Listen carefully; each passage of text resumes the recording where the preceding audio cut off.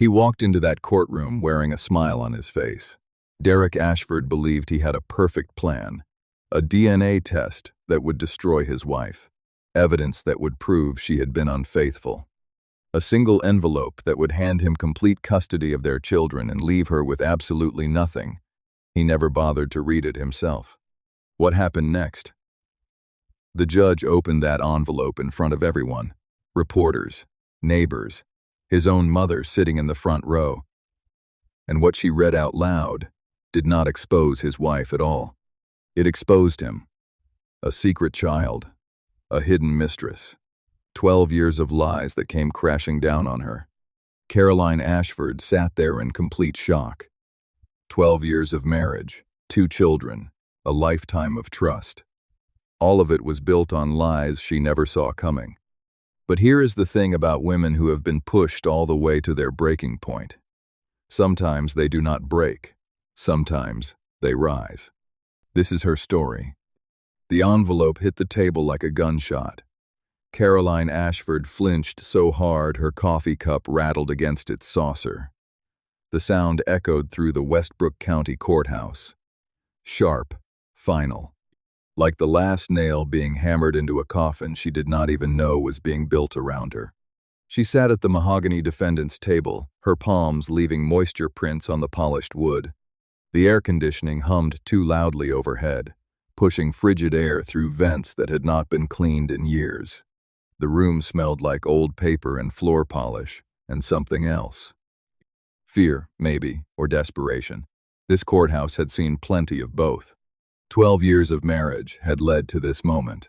This courtroom, this table, this man sitting 20 feet away, who used to hold her hand while they slept, who used to whisper that she was the best thing that ever happened to him, who used to make her believe that love was real and permanent and unbreakable. Derek Ashford straightened his silk tie with the casual confidence of a man who had never lost at anything in his entire life. Navy blue with silver stripes. She had bought him that tie for their 11th anniversary, spent 2 hours at Nordstrom trying to find something that matched his eyes. He wore it today to divorce her. The irony was not lost on Caroline. Nothing was lost on her anymore. She had spent 12 years missing things, overlooking things, explaining away things that never quite added up. Those days were over. His attorney, Marcus Webb, leaned close and cupped his hand around Derek's ear, whispering something low and deliberate. Derek's lips curved upward. That smile. Caroline knew that smile better than she knew her own reflection. She had fallen in love with it at a cocktail party 13 years ago. The way the corners of his mouth turned up just slightly more on the left side. The way his eyes crinkled at the corners like he was sharing a private joke that only the two of you understood. She had thought it was charming, boyish, irresistible. Now it made her stomach turn over like she had swallowed something rotten. "Your Honor." Marcus Webb rose from his chair, his voice dripping with rehearsed regret the way honey drips from a spoon. Slow, deliberate, calculated. "My client has evidence that will fundamentally alter these proceedings." Caroline's divorce attorney, Natalie Brennan, gripped her arm beneath the table. Her fingers pressed hard enough to leave marks through the fabric of Caroline's blazer. A warning, a question, a demand for information, all rolled into one desperate squeeze. "What is this?" Natalie whispered, her lips barely moving. "Did you know about this?" Caroline shook her head. She had no idea. Derek had not mentioned any evidence. Then again, Derek had not mentioned a lot of things over the past 12 years. She was beginning to understand that now. Judge Miriam Holloway looked up from the stack of papers on her bench. She was a woman in her early 60s with silver hair pulled back in a severe bun that seemed designed to communicate exactly how little nonsense she would tolerate. Reading glasses perched on the end of her nose. Deep lines around her mouth from years of frowning at lawyers who wasted her time. Her reputation preceded her throughout the county. Fair but fierce. Compassionate but controlled. She did not tolerate games in her courtroom. "Mr. Webb," the judge said, her voice carrying the weight of 3 decades on the bench. This is a custody hearing regarding two minor children, not a talent show, not a dramatic performance. What evidence are you referring to? Marcus Webb picked up the manila envelope from the table. He held it like a trophy, like he had already won the case, the custody battle, and probably the lottery while he was at it. His chest puffed out slightly beneath his $3,000 suit. A DNA test, Your Honor. He paused, letting the words sink in like stones dropped into still water. A DNA test that proves conclusively that my client's wife has been unfaithful throughout their marriage. The words hung in the air, heavy, poisonous, spreading through the courtroom like smoke from a fire that was about to consume everything Caroline had built. She felt her hands go cold. Not just cold. That specific kind of cold that starts in your fingertips and spreads upward through your wrists and forearms. The cold that comes when your body knows something terrible is happening before your brain has time to process it. The cold of public humiliation. The cold of being stripped naked in front of strangers who will judge you and find you wanting. The cold of watching your entire life crumble while everyone stares and whispers and pretends they are not enjoying the show. The gallery behind her erupted in murmurs. She heard whispers sliding between the wooden benches like snakes through grass. Sharp intakes of breath. The rustle of people leaning forward in their seats, hungry for scandal. Caroline recognized faces without turning around. Mrs. Patterson from 3 houses down, the woman who always brought Christmas cookies and asked too many questions about Derek's work schedule, a mother whose daughter was in Sophie's gymnastics class, the receptionist from Derek's law firm who had always been a little too friendly at office parties. And in the front row, directly behind Derek's table, sat Gwendolyn Ashford, Caroline's mother-in-law for 12 years. A woman who had never once said her first name without making it sound like an insult. Her pearls were perfect. Her silver hair was perfect. Her posture was perfect. Her Chanel suit probably cost more than Caroline's first car. Her expression was satisfied, like a cat that had finally caught the mouse it had been stalking for over a decade. Your Honor, Natalie Brennan said, her voice sharp enough to cut glass. This evidence was not submitted in discovery. We have had no opportunity to review it, challenge it, or verify its authenticity. This is highly irregular. It arrived yesterday, Your Honor, Marcus Webb said, spreading his hands in a gesture of helpless apology that fooled absolutely no one. Time-sensitive material, given the significant implications for custody arrangements. Surely the court would want to know if the mother seeking primary custody of these children has been conducting an extramarital affair. Caroline wanted to scream. She wanted to stand up from that table and shout that it was not true. She had never been unfaithful. Not once, not ever, not even in her thoughts during the darkest years of their marriage, when Derek was always working late and she was always alone and she sometimes wondered if this was all there was to life. But her voice would not come. Her throat had closed around the words like a fist. She could only sit there, frozen in her chair, while the courtroom decided her fate based on evidence she had never seen. Judge Holloway removed her glasses. She cleaned them slowly with a cloth from her pocket, her movements deliberate and unhurried. The silence stretched through the courtroom, uncomfortable, suffocating. Every tick of the clock on the wall sounded like a hammer driving another nail. I will allow the submission, the judge finally said. However, I will review the documentation myself before any conclusions are drawn. And Mr. Webb, if this turns out to be a fishing expedition or an attempt to prejudice these proceedings with unverified accusations, there will be consequences. Of course, Your Honor. My client would expect nothing less. Marcus Webb walked forward. His Italian leather shoes clicked on the marble floor with each step. The sound reminded Caroline of a countdown, like a clock ticking toward an explosion that would level everything in its path. He handed the manila envelope to the bailiff. The bailiff, a heavy-set man with kind eyes who had smiled at Caroline when she entered the courtroom, now avoided her gaze as he passed the envelope to the judge. Everyone was already looking at her differently. Everyone was already assuming the worst. Judge Holloway opened the envelope with the careful precision of someone who had handled thousands of pieces of evidence over the course of her career. She pulled out a document, several pages stapled together. She began to read, her eyes moving slowly across the text. Caroline could not breathe. Her lungs had forgotten how to work. She gripped the edge of the table so hard her knuckles went white, the bones showing through her skin like mountain ridges. She thought about her children. Sophie was 11 now, old enough to understand what adultery meant, old enough to hear the whispers at school and connect the dots. She had Derek's bright blue eyes and Caroline's stubborn chin. She was smart and sensitive, and she would be devastated by this. Ethan was 8, still young enough to believe in Santa Claus and the Tooth Fairy, still young enough to crawl into Caroline's bed during thunderstorms, seeking comfort from the mother who had always protected him. What would this do to him? She thought about her own mother, gone 3 years now, taken by cancer that spread too fast for the doctors to stop. What would she say if she could see this? What advice would she offer? Hold your head up, Caroline. You know the truth. That is all that matters. But it was not all that mattered. Not in this room. Not in this moment. In a courtroom, perception was reality. And right now, everyone perceived her as guilty. Derek was still smiling. That satisfied, self-assured smile that said he had already won.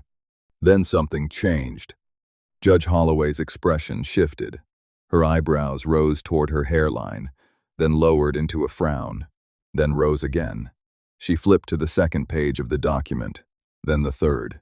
Her frown deepened into something that looked almost like disbelief. She looked up from the papers, but not at Caroline, at Derek. "Mr. Ashford," Judge Holloway said slowly, each word measured and precise. "Did you read this document before your attorneys submitted it to my court?" Derek's smile flickered, just for a fraction of a second, a crack in the mask so brief that most people would have missed it. But Caroline had been studying that face for 12 years. She saw everything. "I reviewed the summary that my legal team prepared, Your Honor." Derek's voice was still confident, but something underneath had shifted. They handled the technical details. "I'm mechanical. The technical details." Judge Holloway repeated the words like they were a particularly unfunny joke. "Mr. Ashford, let me be very clear about what I am asking.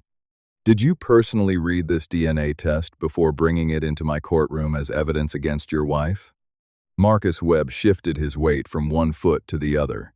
His confident posture wilted like a flower, left too long without water. "Your Honor, I can assure you that all proper procedures were followed in the preparation of," he began. "I am asking your client, Mr. Webb, not you. Please sit down." Marcus Webb sat. He looked at Derek with an expression that was rapidly transitioning from confident to concerned. Derek stood.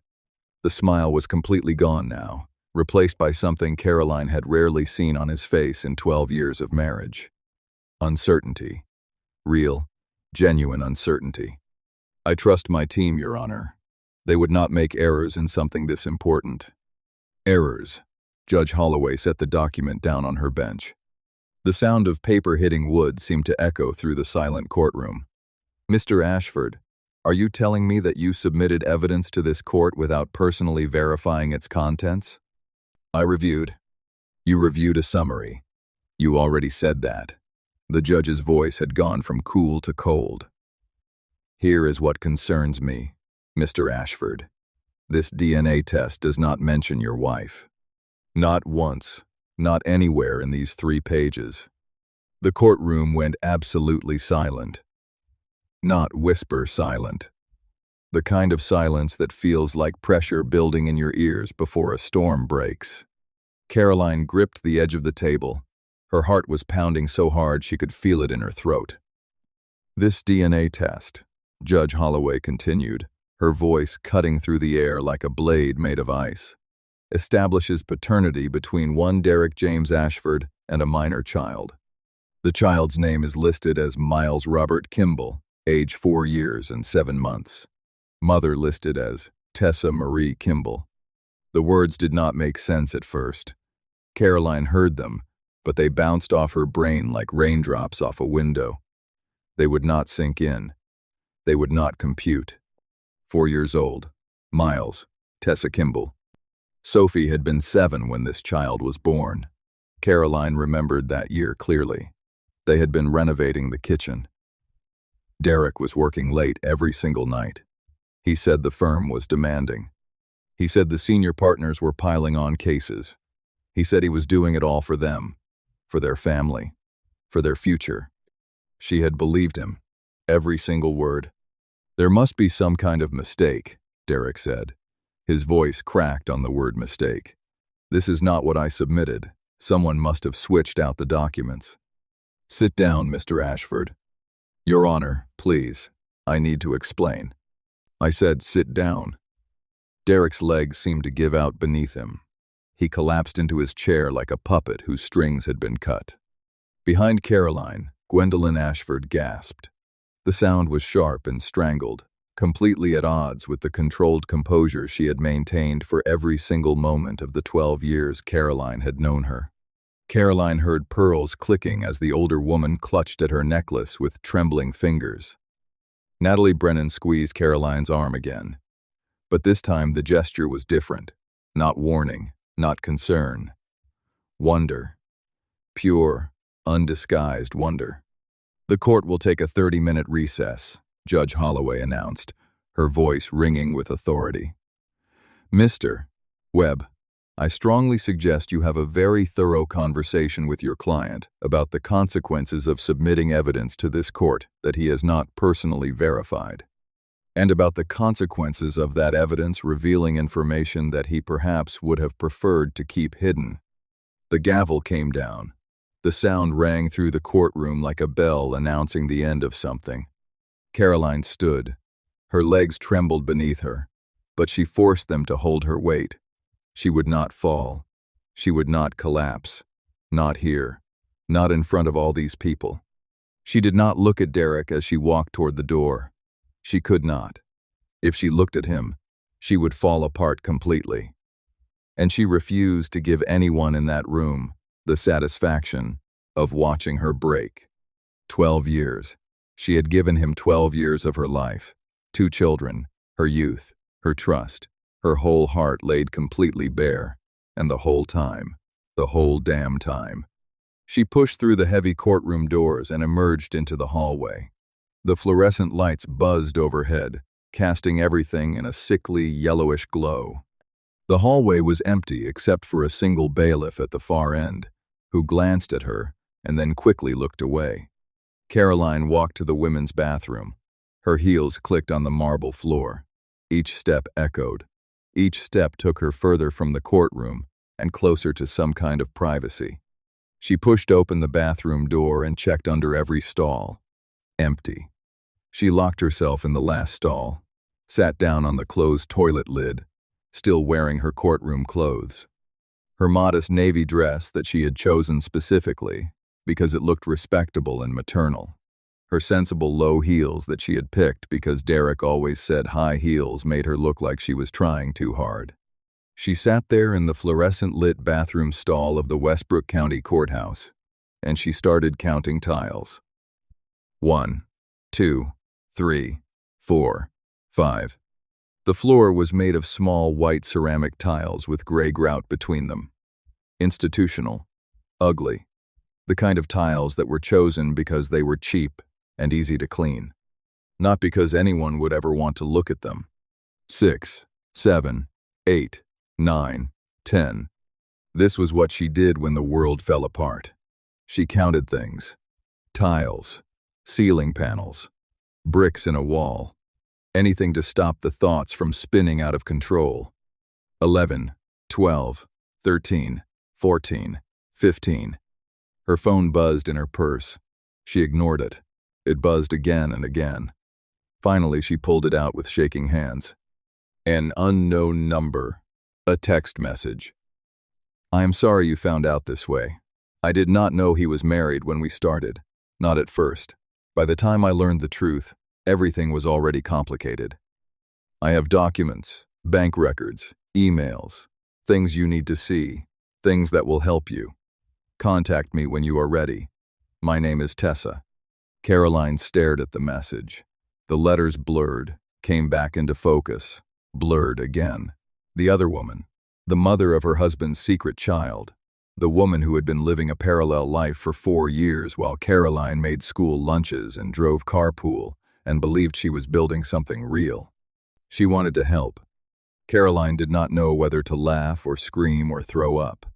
So she just sat there in the bathroom stall of the Westbrook County Courthouse, counting tiles until the numbers stopped making sense. The world had changed in 30 minutes. Everything she thought she knew was gone. Everything she believed about her life, her marriage, her husband, had been revealed as a carefully constructed lie. And somehow, this was just the beginning. The courtroom doors opened again at exactly 10:15 in the morning. Caroline walked back in on legs that felt borrowed from someone else. Each step required concentration. Left foot forward. The gropative. Transfer weight. Right foot forward. Transfer weight. Do not stumble. Do not trip. Do not let anyone see how close you are to shattering into a million pieces. The gallery was fuller than before. Much fuller. Word had spread through the courthouse like wildfire through dry brush. Lawyers from other cases had abandoned their files. Clerks had found excuses to be in the hallway. Even a few reporters had materialized, notepads in hand, sensing blood in the water.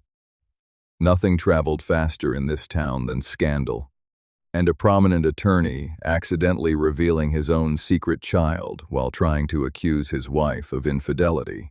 That was the kind of scandal that would fuel cocktail party conversations for years. Caroline recognized more faces than before. Derek's law partner, James Whitfield, and his wife Marjorie, who had hosted them for dinner just 3 months ago. 2 women from Caroline's book club who had claimed they were too busy to attend the hearing.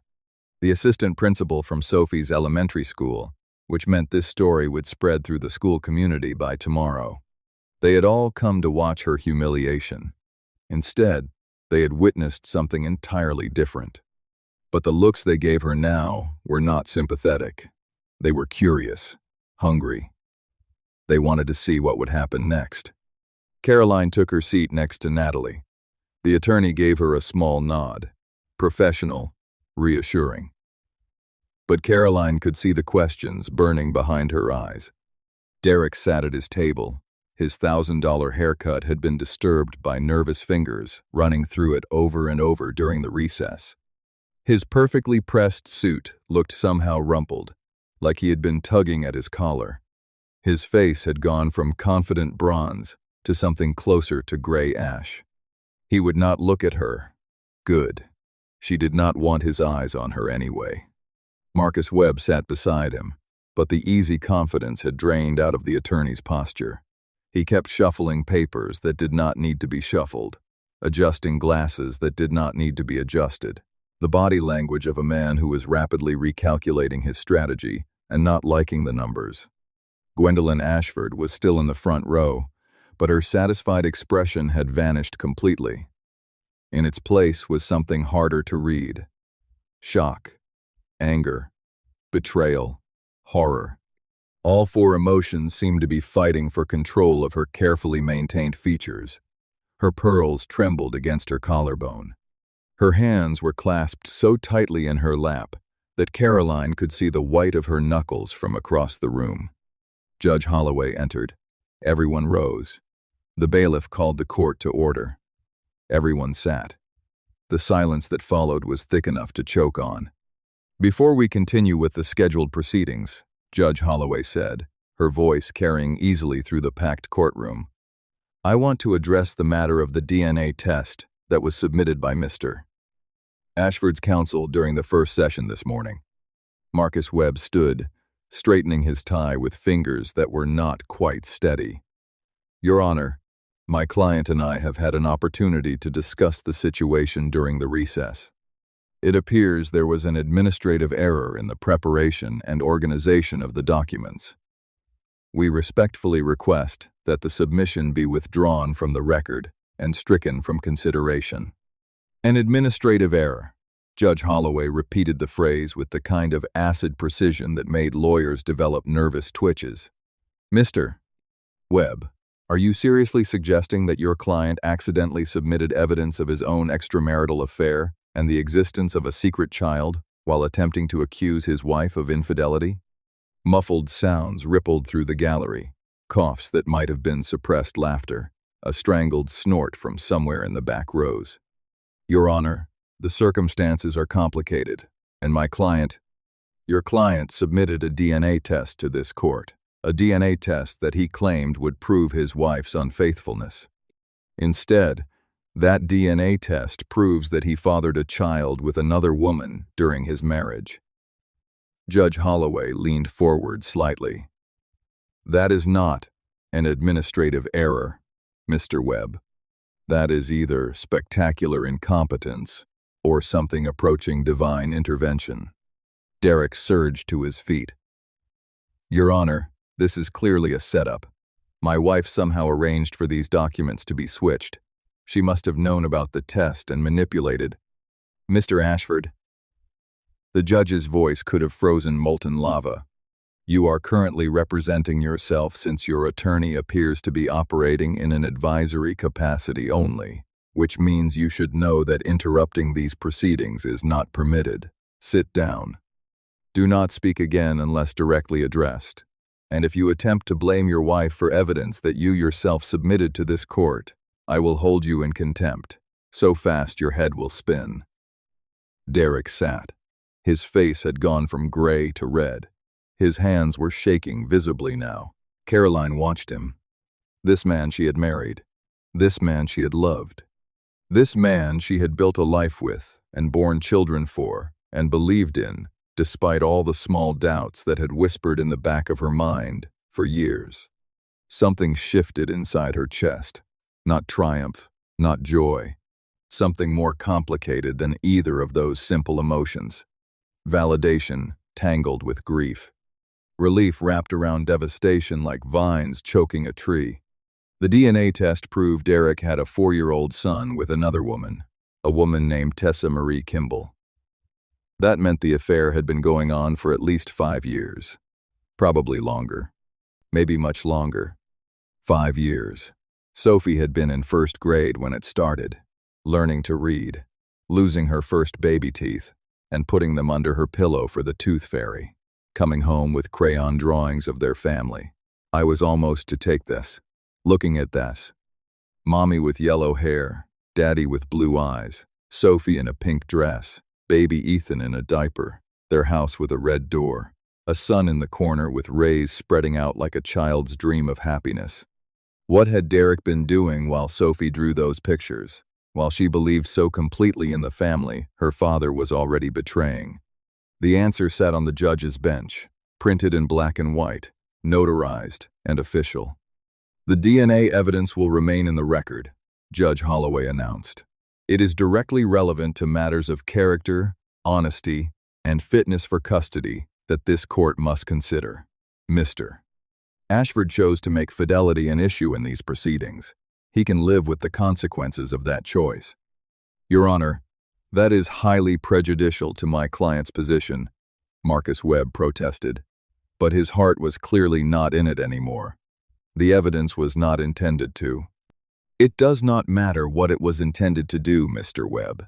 It matters what it does. And what it does is reveal that your client has been maintaining a secret family while presenting himself to this court as a devoted father seeking custody of his children. The judge shuffled some papers on her bench. Now, can we please proceed with the actual business of this hearing? Or would your client like to submit more evidence that undermines his own case? The hearing continued from there. Custody schedules, asset division discussions, child support calculations, the mundane machinery of a marriage being legally dismantled. Caroline answered when asked, nodded when appropriate, signed the documents where indicated. But her mind was elsewhere. Tessa Marie Kimball, mother of Miles Robert Kimball, aged 4 years and 7 months. She had the woman's phone number saved in her phone now. A message asking to meet, offering documents and information that Caroline needed to see. What did Tessa know? What records did she have? What else had Derek hidden? More importantly, why was the other woman reaching out? What did she want? The hearing ended at 12:30. Temporary custody was split evenly, pending further proceedings. The marital home remained jointly owned for now. Derek would continue staying in his downtown apartment, the one he had rented 3 months ago when Caroline finally asked him to leave. Caroline would remain in the family home with the children, small victories, hollow ones. Caroline gathered her things and walked out of the courthouse into the November air. The sun was bright, too bright, aggressively cheerful in a way that felt like mockery. The sky had no right to be so blue on a day when her entire life had been revealed as a lie. She reached the bottom of the stone steps before a voice stopped her. "Caroline." She turned. Gwendolyn Ashford stood at the top of the courthouse steps, silhouetted against the midday sun. Her Chanel suit was still immaculate. Her posture was still perfect. But something had cracked in the facade. The older woman looked like she had aged 10 years in the past 2 hours. "Gwendolyn," Caroline said. She did not know what else to say. In 12 years, she had never found the right words for her mother-in-law. She was not about to start now. Gwendolyn descended the steps slowly. Her heels clicked on the stone. When she reached Caroline, she stopped about 3 feet away, close enough to speak privately, far enough to maintain the distance that had always existed between them. "I did not know." The words came out stiff, forced, like they were being dragged from somewhere deep against Gwendolyn's will. About the child, about the woman, about any of it. Caroline studied her mother-in-law's face, the tight lines around her mouth, the slight tremor in her jaw, the moisture gathering in eyes that Caroline had never once seen cry. "I believe you," Caroline said, and she did. Gwendolyn Ashford was many things: cold, judgmental, dismissive, impossibly demanding. But she was not a liar. She valued honesty the way other people valued money or status. It was the one thing she and Caroline had ever had in common. "He is my son," Gwendolyn said. "My only child. I thought I knew him." "So did I." They stood there, in the November sunshine, 2 women who had never liked each other, united by the common experience of being deceived by the same man. "This changes nothing about how I feel about you," Gwendolyn said finally. Her voice had regained some of its customary ice. "I know." Caroline was not surprised. Gwendolyn had made her opinion of Caroline clear from their very first meeting. Too middle class, too ordinary, not sophisticated enough for the Ashford family name. Those opinions would not change because of Derek's mistakes. "But it changes everything about how I feel about him." Those words did surprise Caroline. She looked at her mother-in-law more carefully, saw the way Gwendolyn's hands were trembling despite being clasped tightly together, saw the moisture in her eyes threatening to spill over. Gwendolyn Ashford did not cry, ever. Caroline had watched the woman deliver a eulogy at her own husband's funeral without shedding a single tear.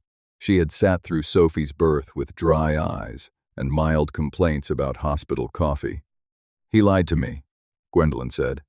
Her voice cracked slightly on the word lied. "He looked me in the eye, and he lied. About money, about his marriage, about a grandchild I never even knew existed." "I am sorry," Caroline said, and she meant it. Whatever complicated feelings she had about her mother-in-law, she understood what it felt like to have your trust shattered by someone you loved. "Do not apologize to me." Gwendolyn's voice hardened again. "I should be the one apologizing to you." A pause settled between them. "I believed him. Every time he complained about you being difficult. Every time he said you were too demanding, or too emotional, or too controlling. I believed my son over my own judgment." Caroline waited. The apology hung between them, incomplete, but more real than anything Gwendolyn had ever said to her. "I still do not particularly like you," Gwendolyn added, which was so predictably Gwendolyn that Caroline almost smiled. "I know, the feeling has always been mutual. But I was wrong about him. I raised a liar, and I do not know how to live with that." The older woman turned and walked away before Caroline could respond. Her heels clicked on the sidewalk. Her posture remained rigidly perfect. But something in the way she moved spoke of a woman whose foundations had just been shattered. Caroline stood alone at the bottom of the courthouse steps. The sun was warm on her face. The air smelled like fallen leaves and distant car exhaust, and the particular November scent of things dying before winter. She pulled out her phone, read Tessa's message again, then typed a response before she could talk herself out of it. "I can meet tomorrow. Name the time and place." The response came within seconds, as if Tessa had been waiting with her phone in her hand. "The diner on Route 9, 2 in the afternoon. I will have my son with me. I hope that is okay." Her husband's other child, the 4-year-old boy whose existence had just blown apart her entire life. "It is fine," Caroline typed back. "I will see you there." She put the phone back in her purse. Rachel's silver Honda pulled up to the curb. Her best friend since college leaned across the passenger seat, her red hair falling across her face as she pushed open the door. "Get in," Rachel said. "We are getting wine, lots of wine, and possibly consulting with a lawyer who specializes in making cheating husbands regret every single life choice they have ever made." Caroline almost smiled. Almost. She got in the car, buckled her seatbelt, leaned her head against the cold window glass. "I cannot believe it," she said as Rachel pulled away from the courthouse. 4 years. He had another child for 4 years. That little boy is almost as old as Ethan was when he first started walking. "I can believe it," Rachel said quietly. Caroline turned to look at her friend. "What do you mean?" Rachel's hands tightened on the steering wheel. Her knuckles went white. "I never liked him, Caroline. You know that. I have made no secret of it since the day you introduced us. You never said anything specific, though, just general comments about him being too slick. Would you have listened?" Rachel's voice was gentle, but honest, painfully honest. "You were so in love with him, so sure he was the one. I did not want to be the friend who destroys a marriage and then has to watch it work out anyway. I did not want to lose you over suspicions I could not prove." Caroline thought about that. All the times Rachel had changed the subject when Derek came up in conversation. All the times she had found convenient excuses to leave when he arrived at gatherings. The polite smile that never quite reached her eyes when she congratulated them on anniversaries or holidays. The signs had been there. Caroline just had not wanted to see them. "What did you know?" she asked. "Nothing specific, nothing concrete. Just a feeling." Rachel turned onto the main road, heading toward the wine bar they had been going to since their 20s. The way he looked at other women when you were not watching. The way he talked about you when you were not in the room. Little things that added up to a bigger picture I did not want to be right about. "Little things?" Caroline repeated. "They add up. They always add up." Yes, they did. 12 years of little things. Dismissive comments disguised as jokes. Plans canceled at the last minute for work emergencies that now seemed suspicious. Money that never quite added up the way it should. Late nights at the office that stretched into early mornings. Phones angled away from her line of sight during text conversations. I was not crazy, Caroline thought with sudden, fierce clarity. I knew something was wrong. I felt it in my bones for years. I just let him convince me I was imagining things. She had doubted herself so many times, wondered if she was being paranoid, insecure, irrational, wondered if the problem was her expectations instead of his behavior. Derek had made her feel that way every time she questioned anything, every time she noticed something that did not add up. He had a way of twisting her concerns back on her, making her feel small, foolish, ungrateful for the life he was providing. "I spent 12 years thinking I was the problem," Caroline said quietly, watching the familiar streets slide past outside the window. "That I was too suspicious, too demanding, too much." "You were never the problem," Rachel said firmly. "Not once, not ever. He made me think I was." "That is exactly what men like him do." Rachel reached over and squeezed Caroline's hand. "They make you doubt everything. Your memory of what happened, your perception of reality, your worth as a person. It is deliberate, it is calculated, and it is a form of abuse, Caroline. Psychological abuse." Abuse. The word sat heavy in the car between them. Caroline had never thought of it that way. Derek had never hit her, never screamed at her in rage, never threatened her or the children. He was too smart for anything that obvious. But the damage was there. Invisible, internal, like rot in the walls of a beautiful house that looks perfect from the outside, but is slowly collapsing from within. 12 years of being made to feel less than. 12 years of having her reality questioned and her confidence eroded. 12 years of loving a man who saw her as something to be managed instead of someone to be cherished.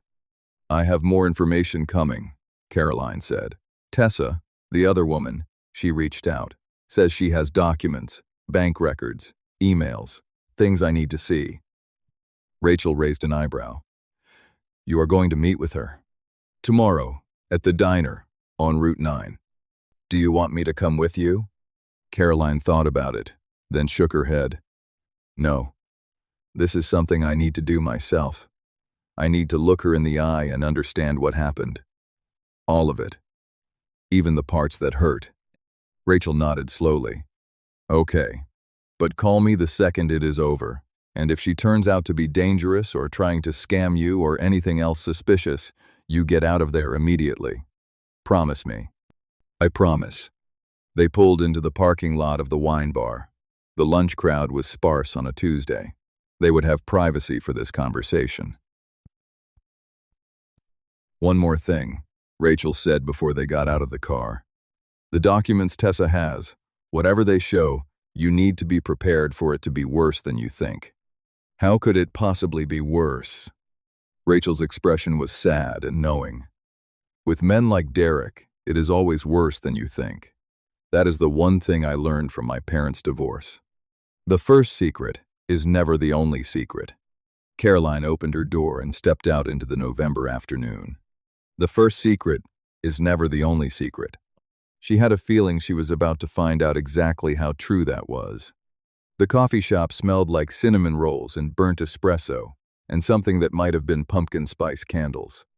Caroline sat at their usual table near the window, the one she and Derek had shared every Sunday morning for the first 8 years of their marriage. Back when they still did things like have Sunday mornings together. Back when she still believed in the life they were building brick by careful brick. The chair across from her was empty now, but the memories were not. She could see him sitting there so clearly, it almost hurt. Younger Derek. Happier Derek. Or at least Derek, who was better at pretending to be happy. He used to read the business section while she worked on the crossword puzzle. Their feet would tangle together under the table, a silent language of touch that said, "I am here. I love you. This is enough." Had any of it been real? Or had she been performing in a play without knowing there was even a script? The question had chased her through another sleepless night. She had lain in their bed, her bed now, staring at the ceiling, counting the shadows, trying to separate genuine memories from manufactured ones. Their wedding day, June 15th, 12 years ago. She remembered every detail like it was yesterday. The way Derek had looked at her as she walked down the aisle in her mother's vintage lace dress. His eyes had filled with tears. His voice had cracked 3 times during his vows. Their guests had dabbed at their own eyes, moved by the obvious depth of his emotion. "You are my everything," he had whispered when the ceremony was over, and they were finally alone in the reception hall's back office. My past, my present, my future. I will never let you down. She had believed him with every fiber of her being. But Tessa's message said the affair started 5 years ago, which meant for 7 years after that wedding, Derek had been faithful, or at least had appeared to be. There had been good years. She was almost certain of it. Or had he simply been better at hiding things back then? The first Christmas after Sophie was born floated into her mind. Derek assembling the crib at 3 in the morning because the one they ordered had been back-ordered and only arrived on Christmas Eve. He had been sweating and swearing under his breath, struggling with instructions written in broken English. "This is absolutely ridiculous," he had muttered, stabbing a screwdriver at a stubborn bolt. "Who designs these things? Engineers who hate parents?" But he had finished it. He had assembled every single piece while Caroline nursed their newborn daughter and laughed at his increasingly creative language. By the time Sophie woke for her first Christmas morning, her crib was standing perfect and proud next to their bed. That had been real. It had to have been real. His face when Caroline told him she was pregnant with Ethan. They had been trying for 2 years by then. Month after month of negative pregnancy tests, enforced optimism, and silent grief. When she showed him the positive test, he had dropped to his knees, right there in their bathroom, pressed his forehead against her still flat stomach. Tears streamed down his face as he whispered, "Hello in there. I am your dad. I already love you more than I can say." Real or performance? The vacation to Hawaii for their 10th anniversary. They had saved for 2 years to afford it. Fancy resort, ocean view room, sunset dinners on the beach with tiki torches and live music. "I would marry you all over again," Derek had said on their last night, holding her hand as they watched the sun sink into the Pacific. "Every single day for the rest of my life." Real or performance? Which parts of their marriage had been genuine love and which had been carefully constructed lies? How do you untangle 12 years of memories when you no longer trust the person who shared them with you? More coffee? Caroline looked up, startled out of her spiraling thoughts. The waitress was young, early 20s maybe, still possibly in college. She had kind brown eyes and a name tag that read, Brittany. "Yes, please. Thank you."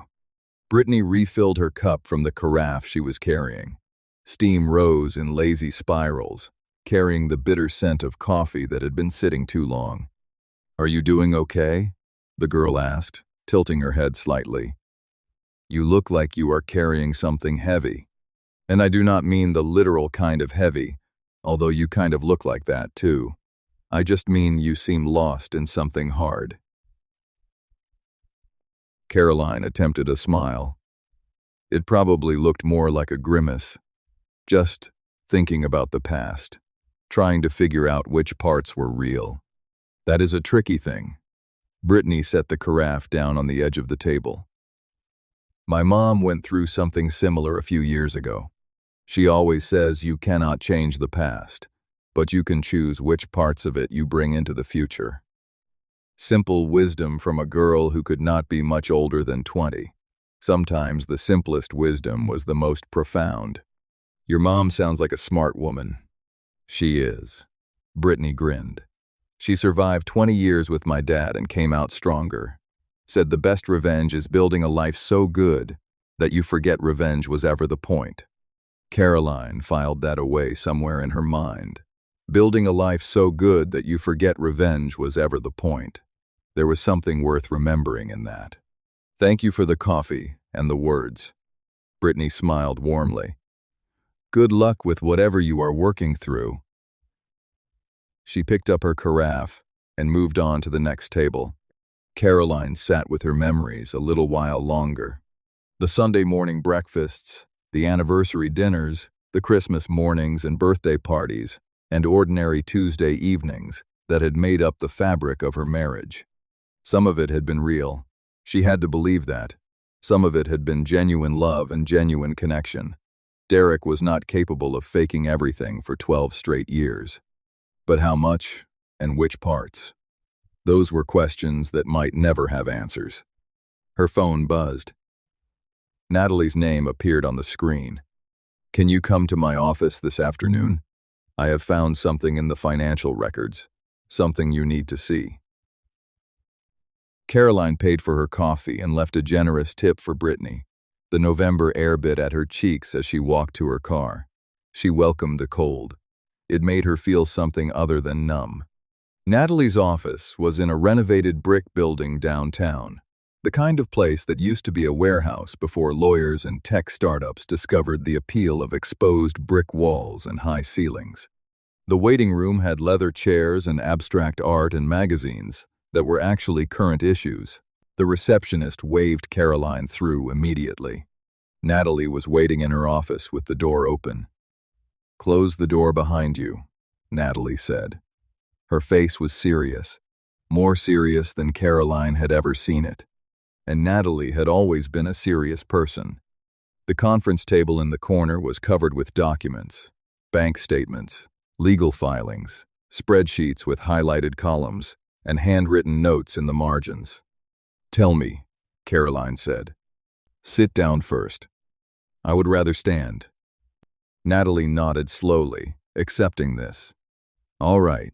3 months ago, Derek took out a second mortgage on your house, $350,000. The words hit like a punch to the solar plexus. Caroline grabbed the back of a chair to steady herself. "What?" "The loan documents show your signature, but I had a handwriting expert look at them this morning." Natalie handed her a document. "He forged your name. The expert's opinion is preliminary, but clear. That is not your signature." Caroline looked at the paper, saw her name written at the bottom of a loan agreement. The handwriting was close to hers, close enough to fool a loan officer who was not looking too carefully. But the pressure was wrong. The slant slightly off. The flourish at the end of her last name, too pronounced. "He forged my signature," she said slowly. "For $350,000? Yes. On our home? The home where our children live? Yes. What did he do with the money?" Natalie pulled out another folder, opened it to reveal photographs of a condominium. Modern, expensive. Floor-to-ceiling windows with a view of the river. A 2-bedroom condominium in the Riverside Towers complex, purchased 11 months ago. Title is in Tessa Kimball's name. Caroline stared at the photographs. The condo was beautiful. Open floor plan, gourmet kitchen, the kind of place she had dreamed about before settling into suburban family life. "He bought her an apartment with money stolen from our family." That is not all. Natalie produced more documents. Bank transfer records, dozens of them. Monthly payments of $4,000 going back 4 years, deposited into an account in Tessa Kimball's name. Caroline did the math automatically. $4,000 a month for 4 years, 48 months. $192,000, plus a condo down payment, plus who knew what else. He was supporting her while telling me we could not afford to fix the furnace. The anger was rising now, hot and sharp, like bile in her throat. He said we could not take the kids to Disney World because times were tight. He said we needed to cut back on groceries. He let our daughter drop out of dance class because the fees were too expensive. I know. While he was writing checks to his mistress for $4,000 every single month. There is more. Of course there was. There was always more with Derek. Every time you thought you had found the bottom, there was another layer of deception waiting below. His mother's accounts, Natalie said. Gwendolyn has a family trust. Derek is listed as trustee, which gives him access to the funds for specific purposes. Over the past 2 years, he has been making unauthorized withdrawals. He has been stealing from his own mother, approximately $200,000. She does not know. At least, she did not know as of this morning. Caroline found herself laughing. The sound came out harsh and slightly hysterical. Gwendolyn is going to murder him. Literally, murder him. She might hire someone to do it. There is something even better. Natalie pulled out one more document. His law firm has been conducting an internal investigation for the past 6 months. Client funds appear to be missing. They have been building a case quietly, trying to determine the extent of the problem. They were planning to handle this internally, let Derek resign quietly, keep it out of the papers, avoid embarrassment for the firm. But now with the DNA test fiasco and everything that came out in court, they cannot protect him anymore.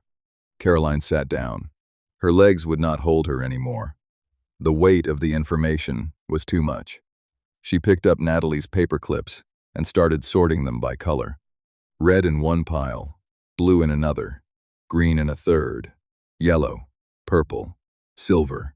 A small act of control when everything else was spiraling into chaos. "He made me feel crazy," she said quietly. Her voice was low and dangerous, even to her own ears. "Every time I asked about our finances, every time I questioned why we were always stretched so thin, he acted like I was being unreasonable, like I was being paranoid and ungrateful. I know. He told me we could not afford Sophie's dance classes. He said Ethan's braces would have to wait. He made me feel guilty for buying myself new running shoes. I know. And the whole time," she set down the paper clips. Her hands were steady now. The anger had burned away the trembling. "The whole time he was funneling hundreds of thousands of dollars to his mistress and his secret child, while his family went without." "Yes." Caroline stood and walked to the window. Outside, the world continued as if nothing had changed. Cars drove past. Pedestrians walked dogs. A mother pushed a stroller across the street. Normal life for everyone except her. "I want to meet her," Caroline said without turning around. "Tessa, I want to hear everything she knows, everything she has. She could have her own agenda. Everyone has an agenda. At least she is being honest about reaching out." Caroline finally turned to face her attorney. "I need to understand, Natalie. I need to know everything. Even the parts that hurt." Natalie was quiet for a long moment. "Be careful," she finally said. "Do not agree to anything without talking to me first. And do not share any information about our legal strategy. I am meeting her tomorrow at 2, the diner on Route 9. I will have a private investigator on standby in case you need backup." Caroline almost smiled at that. "You think she is dangerous?" "I think she is desperate. And desperate people are unpredictable." Natalie paused. "But I also think she might be exactly what we need. An inside witness. Someone who can testify to Derek's pattern of lies and manipulation. She is not a strategic asset. She is a woman who was caught in the same trap I was. She can be both things at once. That is the nature of complicated situations." Caroline picked up her purse and headed for the door. "Caroline," she turned. "You are handling this remarkably well. Most people in your situation would be falling apart." "No," Caroline said. "I am not handling it at all. I am just too angry to fall apart. The falling apart will come later. Right now I have work to do." She walked out before Natalie could respond.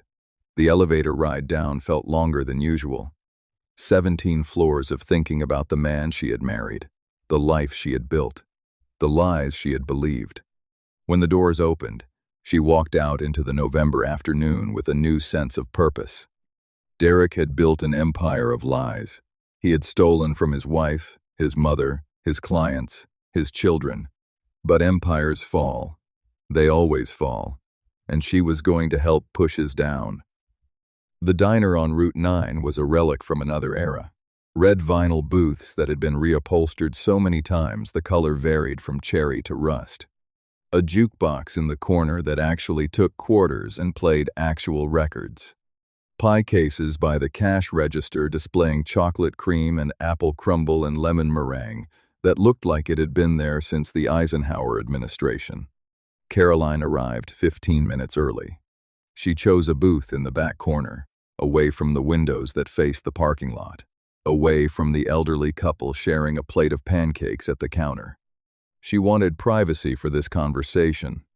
The waitress was named Dolores, according to her faded name tag. She was probably in her 60s, with steel gray hair pinned up in a style that had not been fashionable since 1985. She brought coffee without being asked, and refilled it twice without being prompted. This was that kind of place. They knew their customers. They knew who needed caffeine before they could face whatever was coming next. At 2 o'clock exactly, the bell over the door jingled. Caroline looked up. Tessa Kimball was younger than she had expected. Late 20s, 29 maybe, 30 at most. Dark hair pulled back in a simple ponytail that revealed a face free of makeup. She wore jeans and a gray sweater that had been washed enough times to go soft. No jewelry except small silver studs in her ears. She looked exhausted, dark circles under her eyes, a nervous energy in the way she scanned the diner before locating Caroline's booth. Lines of stress around her mouth that should not exist on someone so young. A small boy held her hand.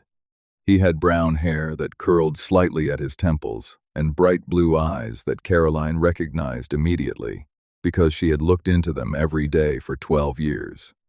Derek's eyes in a face that was otherwise all Tessa. The boy was carrying a coloring book with dinosaurs on the cover and a small box of crayons that had seen better days.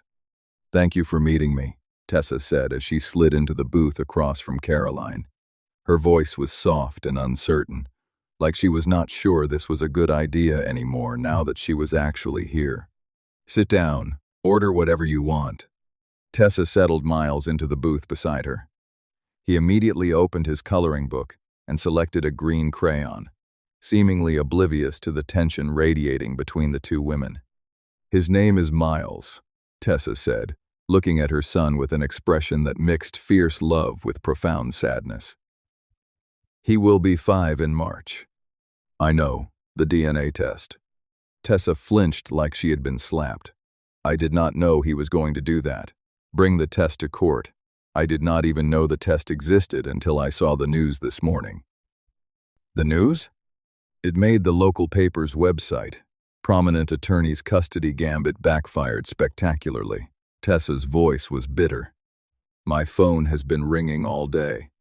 Reporters, Derek's law partners, my mother who I have not spoken to in 3 years. How did the DNA test end up in that envelope?" "I honestly do not know." Tessa shook her head slowly. "Derek must have had it done at some point, maybe when Miles was born, to confirm paternity before he agreed to financial support. The paperwork got mixed up somehow when his legal team was preparing for your hearing. Or someone mixed it up deliberately, Caroline thought. But she kept that possibility to herself. There would be time to explore it later. "You said in your message that you did not know he was married." "Not at first." Tessa nodded. Her eyes were wet now, tears threatening to spill over. "I was working as a paralegal at his firm. It was my first real job out of community college. I was 24, and he was this charming, successful attorney who actually seemed interested in my opinions. Let me guess. He said his marriage was already over. He said you were separated, that you had filed for divorce but it was taking forever to finalize. He said you were impossible to live with, cold and controlling and refusing to show him any affection. That you stayed together only for the children but slept in separate bedrooms. The familiar lies. The playbook that men like Derek used over and over because it worked over and over. I made him lunch every day, for 12 years, Caroline said quietly. I ironed his shirts. I raised his children while he worked 80-hour weeks, or what he claimed were 80-hour weeks. I was anything but cold. I know that now. Tessa's voice cracked. By the time I figured out the truth, I was already pregnant, and I was scared, and I was alone, and I had been incredibly foolish. When did you find out he was really married? About 6 months in. I overheard a colleague mention his daughter's dance recital, talking about how Derek could not stop bragging about her. Sophie, she said. Such a pretty name. Such a talented little girl. Caroline closed her eyes for a moment. Sophie's first dance recital when she was 8 years old. pink tutu and butterfly wings and jazz hands she had practiced for weeks. Derek had cried in the audience. Caroline had thought it was because he was a loving, emotional father. Now she wondered what he had really been crying about. "Why did you stay with him after you knew?" "Because I was pregnant by then. Because I had no family. My father is dead, and my mother and I were estranged. Because I had quit my job at the firm when the relationship became serious. Because Derek was the only support system I had. He isolated you. I did not see it that way at the time. I thought he was taking care of me, protecting our baby." Tessa looked down at Miles, who was carefully coloring a T-Rex blue. "By the time I understood what was really happening, I was trapped. He promised to leave you constantly for 4 years. Always an excuse for why it was not the right time. The kids needed stability. The firm was going through transitions. Your mother had just died and he could not kick you while you were down. My mother died 3 years ago. I know. He used her death as an excuse for 6 months. The manipulation, the control, the endless promises that kept Tessa hoping and waiting and dependent, Derek had done to her, exactly what he had done to Caroline, just with different tools. "What changed?" Caroline asked. "Why did you finally decide to reach out?" Tessa was quiet for a long moment. Miles finished his blue dinosaur and started on another one, this time reaching for a purple crayon. "He stopped paying child support 6 months ago. Said he was having cash flow problems because of the divorce. Said if I caused any trouble or went to the authorities, he would make sure I never worked in the legal field again. He threatened you?" He more than threatened. He sent me screenshots of job applications I had submitted to other firms, applications I never told him about. He has connections everywhere. He made it very clear that my career, my reputation, my ability to support my son, all of it depended on keeping quiet. "So why are you talking to me now?" Tessa looked up, met Caroline's eyes directly, for the first time. "Because I watched what he did to you in that courtroom. I saw the news coverage, the quotes from people who were there. He was going to humiliate you, destroy your reputation, take your children away from you, all based on lies. And I realized that I have been afraid for 4 years. Afraid of him, afraid of what he could do to me, afraid of being alone. But watching him try to destroy you, another woman who had done nothing wrong except trust him, I could not stay silent anymore." Tessa reached into the large bag she had brought and pulled out a thick manila folder. Emails, text messages, screenshots of conversations, bank transfer records. Everything I have saved over the past 4 years. Everything that proves what kind of man he really is. She pushed the folder across the table. Caroline opened it and started reading. The first document was an email from Derek to Tessa dated 3.5 years ago. "She does not understand me the way you do. She is cold and only interested in the children. You are the one I want to be with. Soon we will be together for real. I promise." Caroline read the words without flinching. They did not hurt anymore. They were just evidence, proof of a pattern, documentation of a lie. The second email was more recent. Derek to his accountant. "Move the funds before she files discovery requests. She will not know where to look. Use the Cayman account like we discussed." "There is a hidden account," Caroline said, looking up from the papers. "Offshore. Where is the rest of our money?" "Money. Page 47. Tessa nodded toward the folder. "I do not know exactly how much is in there, but based on the transfers I have seen over the years, it is significant. Probably close to $1 million. Caroline flipped to page 47. Bank routing numbers for an account in the Cayman Islands. Transfer dates going back 3 years. A web of financial deception that spanned borders and jurisdictions. "Why did you keep all this?" "Insurance." Tessa's voice was flat, stripped of emotion. "Derek taught me that much even if he did not mean to. Always have leverage, Always protect yourself. Always have something to bargain with when things go wrong. You thought things would go wrong. I knew they would eventually. Tessa looked at her son again. Miles was on his third dinosaur now, a purple stegosaurus with orange spots. Men like Derek do not change. They just find new victims. The waitress approached to take their order. Tessa asked for coffee and a grilled cheese sandwich for Miles. Caroline ordered nothing. Her stomach was too knotted for food. When Dolores walked away, Caroline returned to the documents. Page after page of evidence. Text messages filled with lies and promises. Bank records showing systematic financial manipulation. Photos of the condo that Derek had purchased with stolen money. One text message stood out. From Derek to Tessa, sent just 2 weeks ago. The hearing is coming up. I need you to stay quiet. If she finds out about you, I lose everything. Do you understand? Everything. He was trying to keep you hidden right up until the end, Caroline said. He thought he could control every variable. He always thinks that. Tessa's voice was tired. He never expected his own evidence to betray him. Miles looked up from his coloring. Mommy, can I have apple juice? Of course, sweetheart. I will ask the waitress. Tessa flagged down Dolores and ordered juice for her son. When she turned back to Caroline, her expression had shifted. More vulnerable, more desperate. I want you to know something. I am not here because I think we should be friends. I am not here because I want forgiveness. I am here because I want my son to have what he deserves. Which is what? A father who acknowledges him. Child support that actually gets paid. Maybe someday a relationship with his half-siblings. Tessa's voice wavered. He has a brother and sister he has never met. That is not fair to him. Caroline looked at Miles, really looked at him. The 4-year-old boy who was coloring dinosaurs without any idea that his entire existence had just upended multiple lives. He was Sophie and Ethan's half-brother.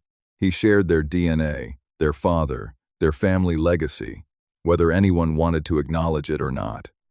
It is not fair to anyone, Caroline said finally. This whole situation, none of it is fair.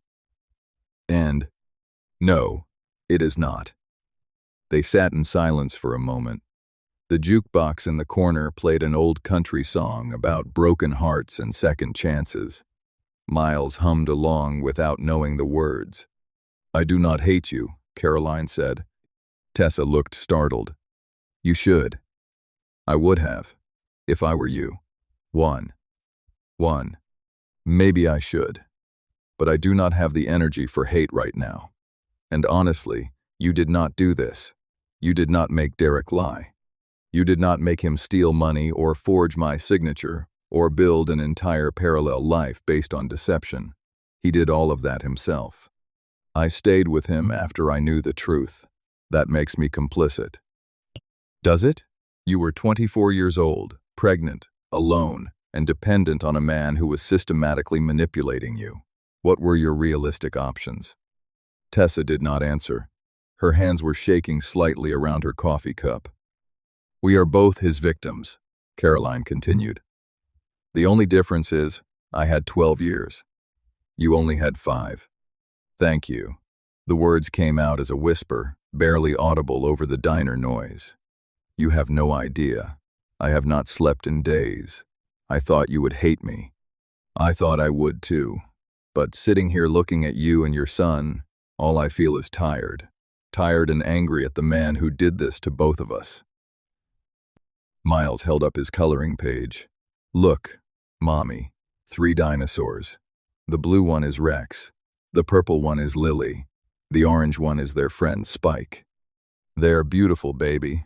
Show the nice lady. Miles slid his coloring page across the table toward Caroline. She looked at it carefully, studying the earnest effort of a 4-year-old's artwork. These are wonderful, she said. You are a very good artist, Miles. He beamed with the uncomplicated joy that only small children can achieve. Then he went back to his coloring book, already starting a new page. Sophie and Ethan should know about him eventually. Caroline said quietly. "When things settle down, when we figure out how to explain all of this."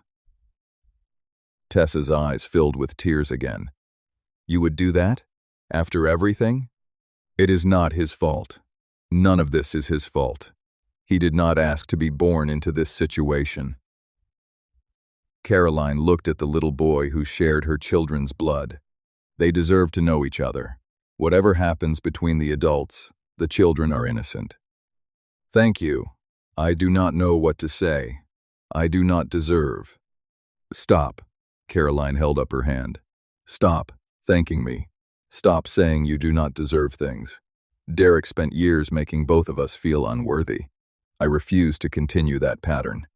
You deserve to be treated like a human being who made difficult choices in an impossible situation. That is what you are."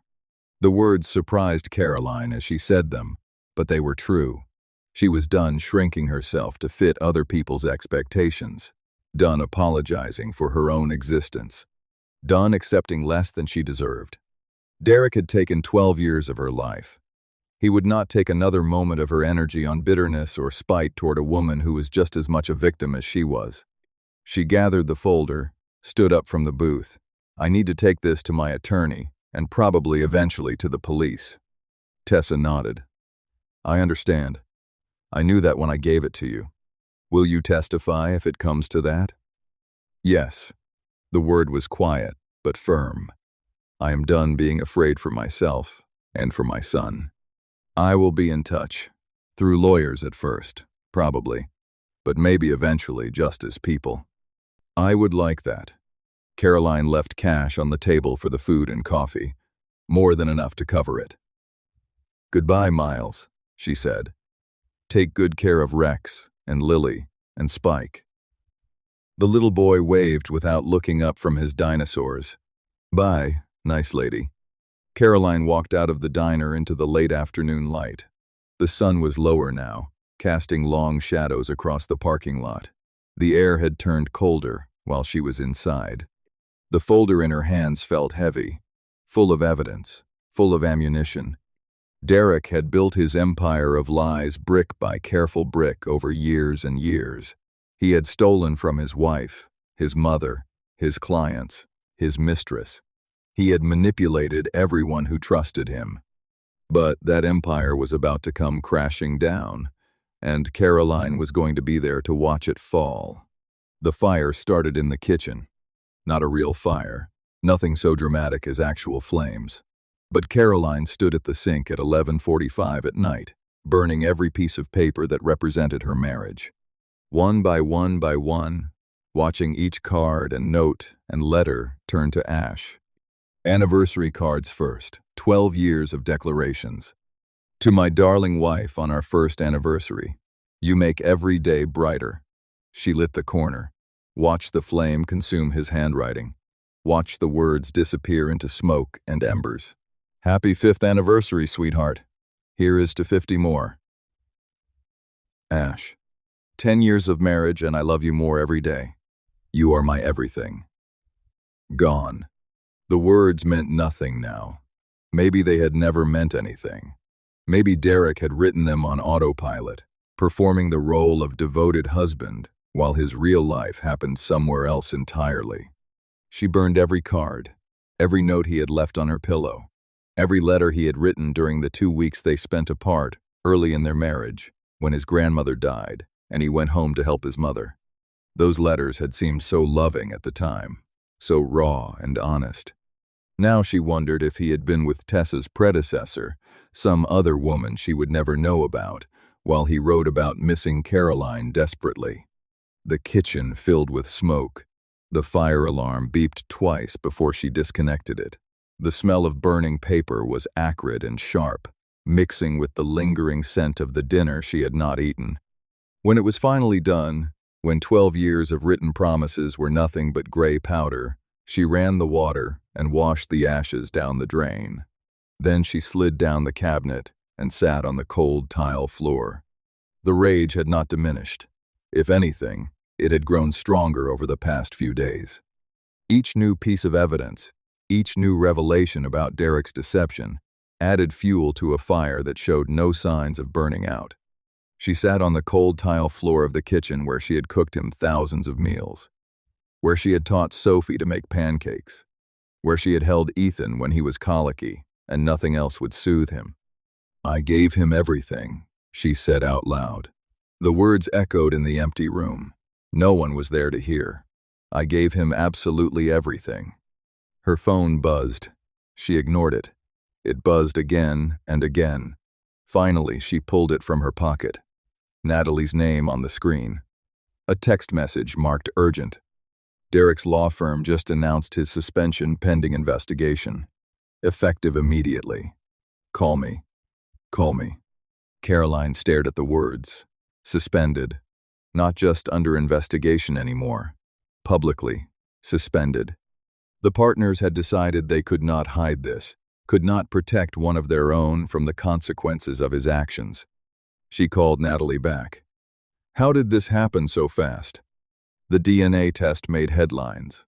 The financial records we submitted in the emergency motion became part of the public court file. The partners at his firm had no choice. They had to act or risk their own reputations." "What does this mean?" "It means he is done professionally. No law firm in the state will touch him after this. His license will almost certainly be suspended pending the criminal investigation." Criminal investigation. Caroline repeated the words slowly, tasting them. "So it is really happening." The district attorney's office called me this afternoon. They want to meet with you and with Tessa. They are building a case." "For what charges?" "Wire fraud, tax evasion, client fund misappropriation, forgery." Natalie paused. "They mentioned the possibility of federal charges, too. The offshore accounts crossed jurisdictional lines. Federal charges. That meant federal prison if convicted. Years, potentially. Real consequences for real crimes." Caroline thought she would feel triumphant hearing this news. She had fantasized about Derek facing justice, about watching his smug confidence crumble as the walls closed in around him. Instead, she felt hollow, empty in a way that had nothing to do with hunger. "The children," she said. "What do I tell Sophie and Ethan?" "As little as possible for now. The details will come out eventually, but right now they do not need to know everything. They just need to know their father made some serious mistakes and is facing consequences for them." Sophie is 11. She reads the news on her phone. She is going to find out everything, whether I tell her or not. Then be honest with her. Age-appropriate honest. You know your daughter better than anyone. Caroline ended the call and sat on the cold kitchen floor for a few more minutes, processing. Her phone buzzed again. Rachel this time. "Did you see the news? Derek's firm dumped him. The whole town is talking." "I heard." "Are you okay?" "No, but I am going to be." She stood up finally. Her joints ached from sitting on the hard tile. She was 38 years old. She kept forgetting her own age lately, and her body was not as forgiving as it used to be. She walked through the dark house, room by room, memory by memory. The living room where they had celebrated 11 Christmases, where Sophie took her first steps, where Ethan had his first birthday party, surrounded by family who thought they knew Derek. The dining room where they had hosted dinner parties for his law firm colleagues, where she had made elaborate meals that Derek complimented in front of guests and criticized in private, where she had learned to smile even when she was exhausted, because being a good hostess was part of being a good wife. The master bedroom where she had slept beside him for 12 years, where they had made love and made babies and made peace after arguments, where she had lain awake so many nights, wondering why she felt so alone in her own marriage. The home office where Derek worked late so many evenings, where he took calls behind closed doors and claimed they were about sensitive client matters, where she had respected his privacy because she trusted him absolutely. She walked into his office now. The room still smelled faintly of his cologne. His desk was still there. She had not had the energy to move it. His computer was gone, taken by the forensic accountants. She opened his desk drawer. The lawyers had already been through everything, but she was looking for something different. Not evidence. Memories. Old receipts, business cards from conferences, a broken watch he kept meaning to get fixed, a photograph from their wedding day. Young Caroline in white lace, young Derek in a rented tuxedo. Both of them smiling like they had the whole world figured out.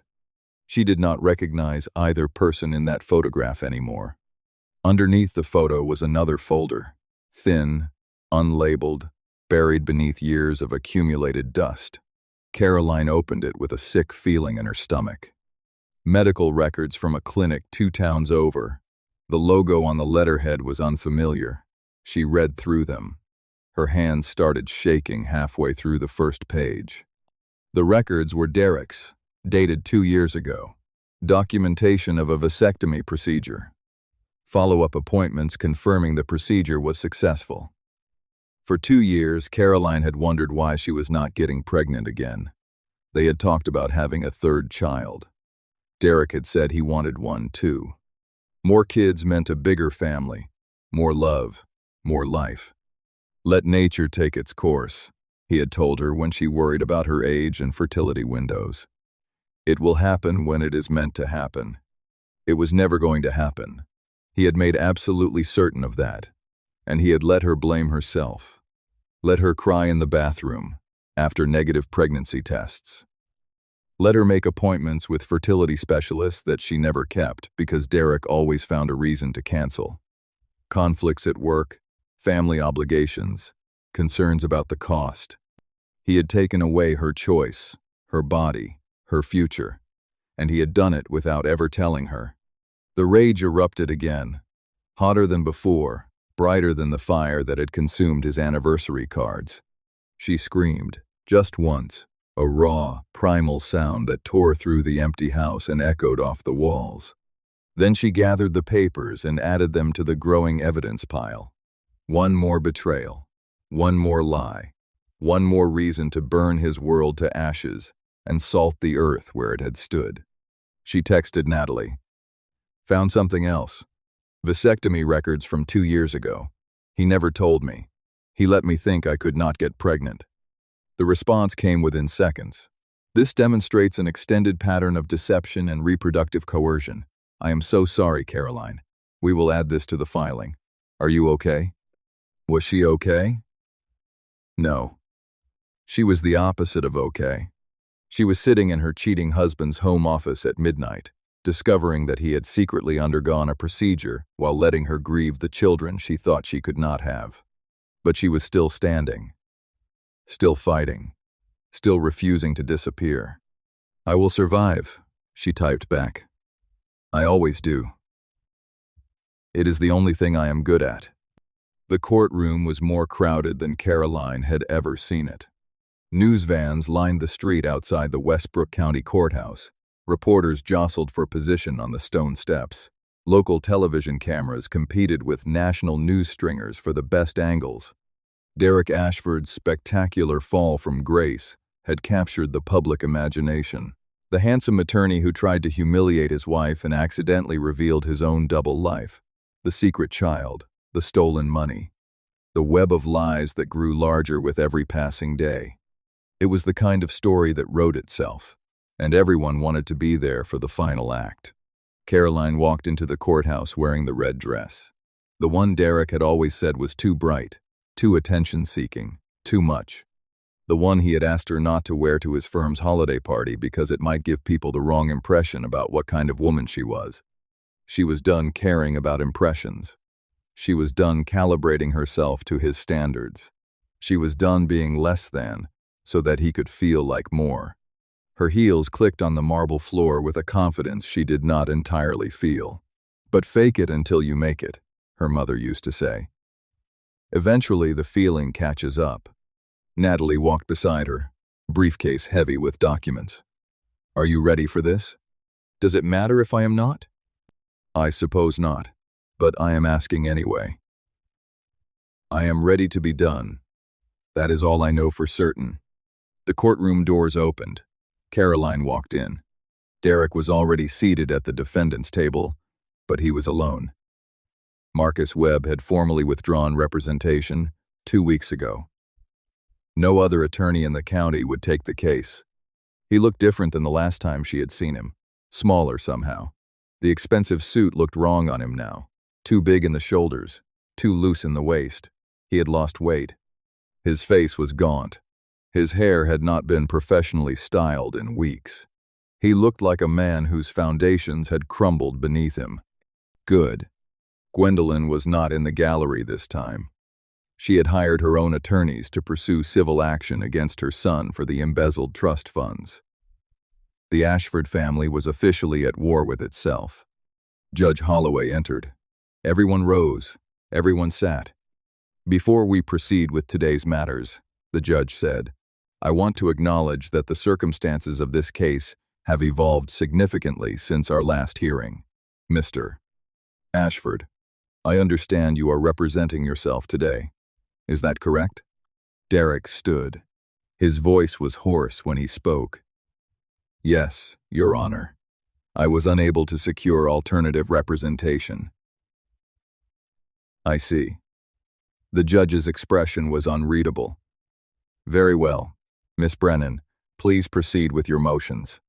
Natalie stood, professional, controlled, devastating. Your Honor, we are requesting final orders in this divorce matter. Given the extensive evidence of fraud, embezzlement, and deception that has come to light since our initial filing, we believe immediate resolution is in the best interests of the minor children. She presented the evidence methodically, thoroughly.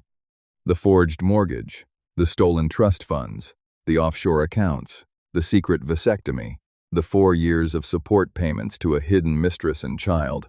Each revelation landed in the silent courtroom, like a stone dropped into still water, ripples of shock spreading outward.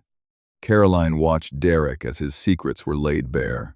His face cycled through the stages she had come to recognize over months of divorce proceedings.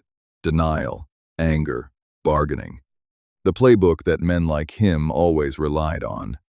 Deny, attack, reverse victim, and offender. Make yourself the real victim. Make everyone else the villain. This is character assassination, Derek said, when given the opportunity to respond. His voice shook slightly. My wife has manipulated this entire situation. She turned my own evidence against me. She conspired with my mistress to destroy my reputation. Mr. Ashford, Judge Holloway interrupted, her voice cold enough to freeze water.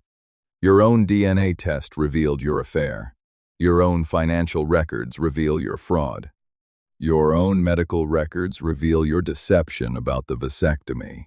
Please explain to me how your wife orchestrated evidence that you yourself created and controlled. Silence. Derek started. Take your time, Mr. Ashford. I am genuinely curious. More silence. The evidence speaks for itself, Your Honor. Natalie's voice was calm. We are asking for full custody of the minor children. We are asking for the marital residence. We are asking for an equitable division of all recovered assets, with additional consideration given to Mrs. Ashford, given the extent of her husband's fraud. Mr. Ashford, do you have a response? Derek stood again. His hands were shaking visibly now. I love my children. I have been a good father to them. Whatever mistakes I made in my marriage, I never failed them. You forged their mother's signature to steal from the equity of their home, Judge Holloway said flatly. You hid money that should have supported their education and their future. You fathered a child you kept secret from them for 4 years. These are not the actions of a man prioritizing his children. I was trying to provide for them. Everything I did was to ensure they would have opportunities. You were trying to provide for yourself, Mr. Ashford, for your mistress, for your secret son. Your legitimate children were an afterthought in your financial calculations. The judge shifted some papers on her bench. Your Honor, he said, his voice breaking. Please, I am begging you. Do not take my children away from me." For a moment, just a moment, Caroline almost felt sorry for him. This man she had loved, this man she had built a life with, this man who was watching everything he had ever valued slip through his fingers. Then she remembered the forged signature, the stolen money, the secret vasectomy, the years and years of lies. He did not deserve her pity. He did not deserve anything from her at all. "The emergency motions are granted," Judge Holloway announced. "Full custody of the minor children, Sophie and Ethan Ashford, is awarded to their mother, Caroline Ashford. Mr. Ashford will have supervised visitation every other Saturday, pending the outcome of the criminal proceedings against him." Criminal proceedings. The words hung in the air. "The marital residence is awarded to Mrs. Ashford. Mr. Ashford is ordered to pay child support according to the schedule established by this court. Given the documented fraud, Mrs. Ashford is entitled to 70% of all recovered marital assets." 70%. Nearly $1.4 million, once the offshore accounts were untangled. Money that had been stolen from their family, now being returned. "Additionally," the judge continued, "I am formally referring all financial evidence in this matter to the district attorney's office. The conduct documented in these proceedings appears to violate multiple state and federal statutes. That determination is outside my jurisdiction, but it is very much within someone else's." The gavel came down. It was over. The marriage, the lies, the 12 years of building something that had never really existed. Derek tried to approach Caroline as she gathered her things. 2 court officers stepped between them. "Caroline." His voice was desperate, pleading. "Please, just let me explain. Just give me 5 minutes." As she looked at him, this man she had given everything to, this man who had taken and taken and taken until there was nothing left but the hollow shell of a partnership. "There is nothing to explain, Derek, and there is nothing left to say. I am sorry. I know I cannot fix what I did, but I am sorry for all of it." "No, you are not." Her voice was calm, certain. "You are sorry you got caught. You are sorry your life is falling apart. You are sorry that your lies finally caught up with you.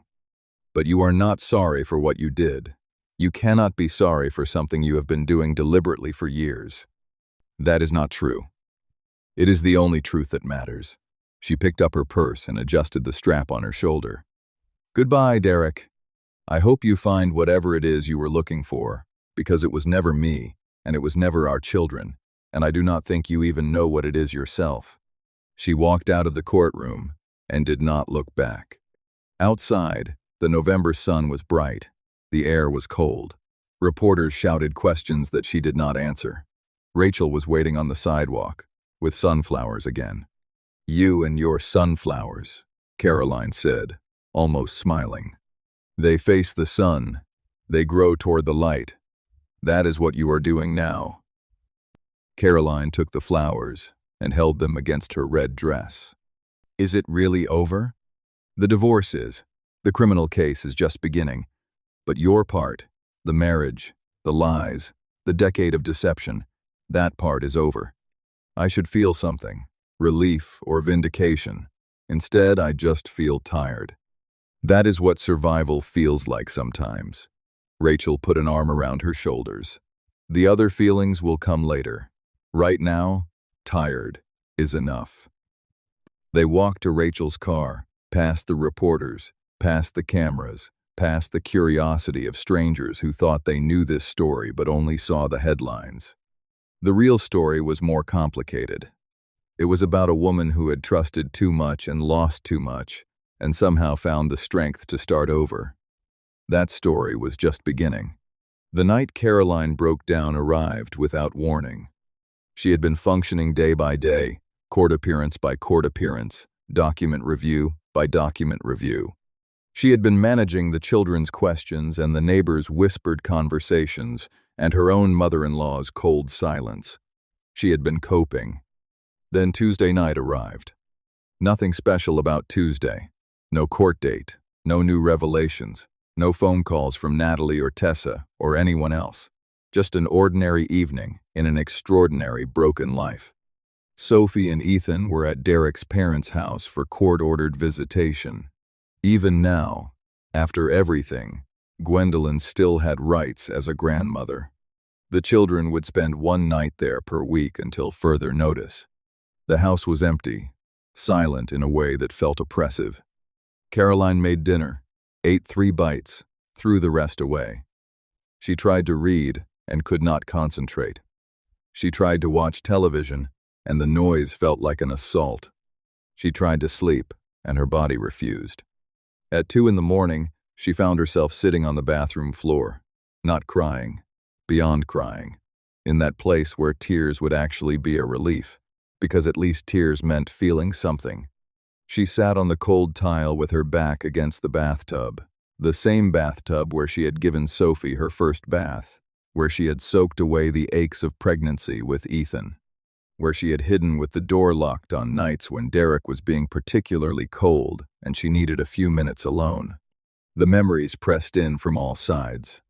12 years of them, good moments and bad moments and ordinary moments, all jumbled together. Which parts had been real? She still did not know, might never know. Derek was not capable of telling her the truth even now, and she would never be able to sort the genuine from the manufactured. Maybe it did not matter anymore. Maybe the question itself was pointless. But it felt like it mattered. It felt like everything she had ever believed about her own life was now uncertain. Was she a good mother? Derek had told her she was, but Derek lied about everything. Was she a good person? Derek had praised her character, but Derek's opinion was worthless. Was she lovable at all? Derek had said he loved her, but Derek had also been sleeping with another woman and supporting a secret child while he said it. Every compliment he had ever given her felt tainted now. Every word of encouragement, every expression of pride or affection. I do not know who I am anymore. The thought arrived with perfect clarity, terrifying in its simplicity. For 12 years she had been Derek's wife. She had defined herself in relation to him. Her role, her purpose, her identity. Now that was gone. And what was left? A woman sitting on a bathroom floor at 2 a.m, unable to answer the most basic questions about her own existence. She pulled out her phone and started typing in the search bar with shaking fingers. Signs, you were married to a narcissist. The results loaded instantly. Dozens of articles, hundreds of discussion forums, thousands of women telling stories that sounded exactly like hers. Gaslighting. The manipulation of someone's perception of reality, making them doubt their own memories and feelings and sanity. She read the definition 3 times. Each time, a specific memory surfaced. That did not happen that way, Caroline. You are remembering it wrong. I never said that. You must have misunderstood. You are being paranoid. I worry about your mental state sometimes. Love bombing. The overwhelming of a target with affection and attention to create emotional dependency. The first year of their relationship. The constant calls and texts. The surprise flowers at work. The weekend getaways planned without her input because he just wanted to make her happy. She had thought it was romantic. She had not recognized it as a strategy. Devaluation. The gradual withdrawal of affection and approval to keep the victim off balance and seeking validation. Year 4. Year 5. Year 6. The way his compliments became less frequent. The way his criticisms became more pointed. The way she started working harder and harder to earn approval that came less and less often. Discard. The abandonment of a victim who is no longer useful or who has started to see through the manipulation. That was where they were now. Derek had discarded her, or tried to, when she filed for divorce. He had tried to destroy her in court so she could not destroy him first.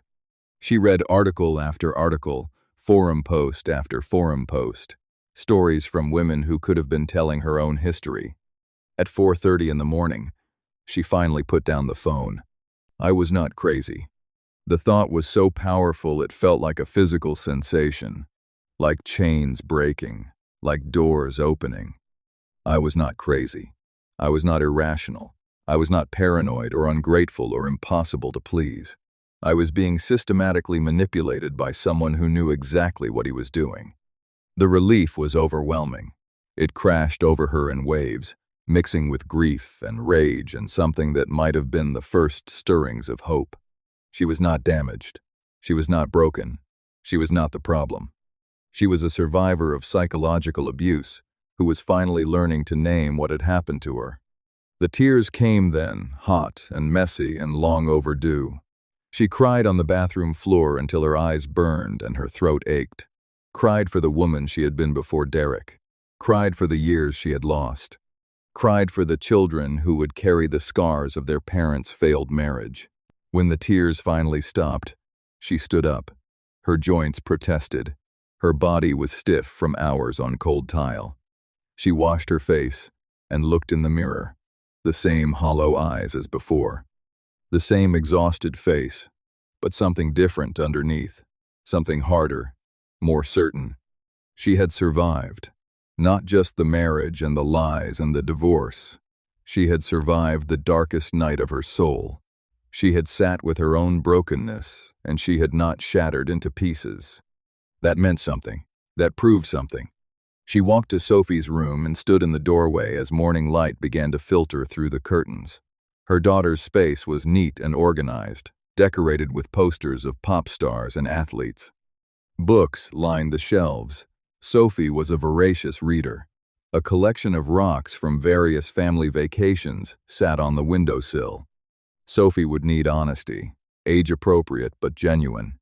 She was too smart to accept comfortable lies, and she would resent Caroline later if she found out the truth from someone else. She walked to Ethan's room. His space was messier, more chaotic. Lego creations covered every surface. Superhero posters competed for wall space. A stuffed elephant named Mr. Trunk sat on his pillow. He was 8 years old and supposedly too mature for stuffed animals. But Mr. Trunk had been there since birth. Ethan would need protection, careful explanations, time to process at his own pace. Caroline stood in his doorway and made a silent promise. I will not let your father's poison destroy your capacity for trust. I will not let his lies become your inheritance. I will break this cycle if it is the last thing I do. She went back to her own bedroom, changed the sheets, opened the windows to let in fresh air despite the November cold. Then she sat down at her desk and started writing. Not a letter to Derek. He did not deserve any more of her words. A letter to herself. Dear Caroline, she wrote. This is the story of what happened to you. This is the truth you need to remember when the doubts come back. This is the proof that you were not crazy, not broken, not the problem. You were married to a man who systematically deceived you for 12 years. He stole your money. He stole your fertility. He stole your confidence and your peace of mind. But he did not steal your soul. He did not steal your capacity for love. He did not steal your ability to start over. You are going to survive this. You are going to build a new life. And someday, you are going to look back on this night and recognize it as the moment you stopped being a victim and started being a survivor. She wrote for 2 hours, page after page. Everything she was feeling. Everything she was learning. Everything she needed to remember. When she finally stopped, the sun was fully up. The house was still empty, but no longer oppressive. Her phone buzzed. A text from Tessa. I do not know if this is appropriate to say, but I was thinking about you. I hope you are okay. I know how hard this is. I am here if you need to talk. Caroline looked at the message. The other woman reaching out, offering support in a situation that should have made them enemies. Thank you, she typed back. I am okay. Or I will be. That is the only thing I know for certain right now. Tessa's response came quickly. That is all any of us can do. Survive today. Try again tomorrow. Eventually, the trying becomes living. Simple words. True words. Caroline saved the message, put her phone away, and made coffee.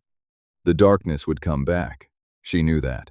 There would be more bad nights, more bathroom floors, more moments when the weight felt unbearable. But she had survived the first one, and she would survive the next one. And eventually, maybe, she would stop just surviving and start actually living again. For now, though, survival was enough. 3 months later, Caroline walked into Dr. Constance Reed's office for what she hoped would be one of her final regular sessions. The room had become familiar over the past 12 weeks. The soft lighting, the comfortable chairs positioned at exactly the right angle for conversation, the strategically placed tissue boxes, the diplomas on the wall, and the live plants by the window. This was where she had learned to put words to what had happened to her. This was where she had reconstructed her sense of self from the wreckage of her marriage. "How are you feeling about today?" Dr. Reed asked. She was a woman in her mid-50s with calm eyes and a voice like warm honey. She never pushed, never judged, just listened and asked questions that made Caroline think. Nervous, hopeful, terrified, Caroline settled into her usual chair. "The same mix I have felt for months, but stronger today." "What is making it stronger?" "The custody ruling is final. Derek's criminal case goes to trial next month. The children have started adjusting to their new normal. Everything is moving forward." "And you are not sure you are ready?" "I am not sure I will ever be ready, but I do not think that matters. Ready or not, the future is coming." Dr. Reed smiled slightly. "That is remarkably insightful. Most people spend years waiting to feel ready before they allow themselves to move forward. I do not have years. My children need a functional mother now, not someday when I have all my emotional pieces arranged perfectly." Over the past 3 months, Caroline had done the work, the hard, unglamorous, often painful work of recovery. She had learned to identify the patterns Derek had used to control her, the gaslighting that made her doubt her own perceptions, the love bombing followed by withdrawal that kept her constantly off balance, the financial manipulation that made her dependent while pretending to be generosity.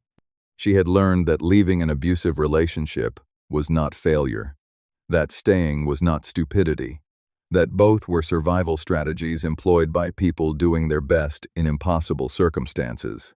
She had learned that healing was not linear. Some days felt like progress. Some days felt like starting over from scratch. The only way forward was through. "What about the children?" Dr. Reed asked. "How are they adjusting?" "Sophie is angry, which I am told is healthy and appropriate. Anger means she is processing. She asks hard questions about Derek, about why I stayed so long, about whether I knew what he was doing and chose to ignore it." "What do you tell her?" The truth. Age-appropriate, but honest. That her father made choices that hurt a lot of people. That I did not know the full extent of those choices until recently. That I stayed because I loved him and believed in our family. And that believing in something does not make you stupid, it makes you human. That is a good answer. She does not always accept it, but she is listening. That is all I can ask. And Ethan? Ethan is quieter. He does not ask as many questions, but he watches everything. He has nightmares sometimes. He wants to sleep with the light on. That is normal for his age, and given what he has been through. I know. I just wish I could protect him from all of it. Take the burden off his small shoulders. You cannot protect him from the truth.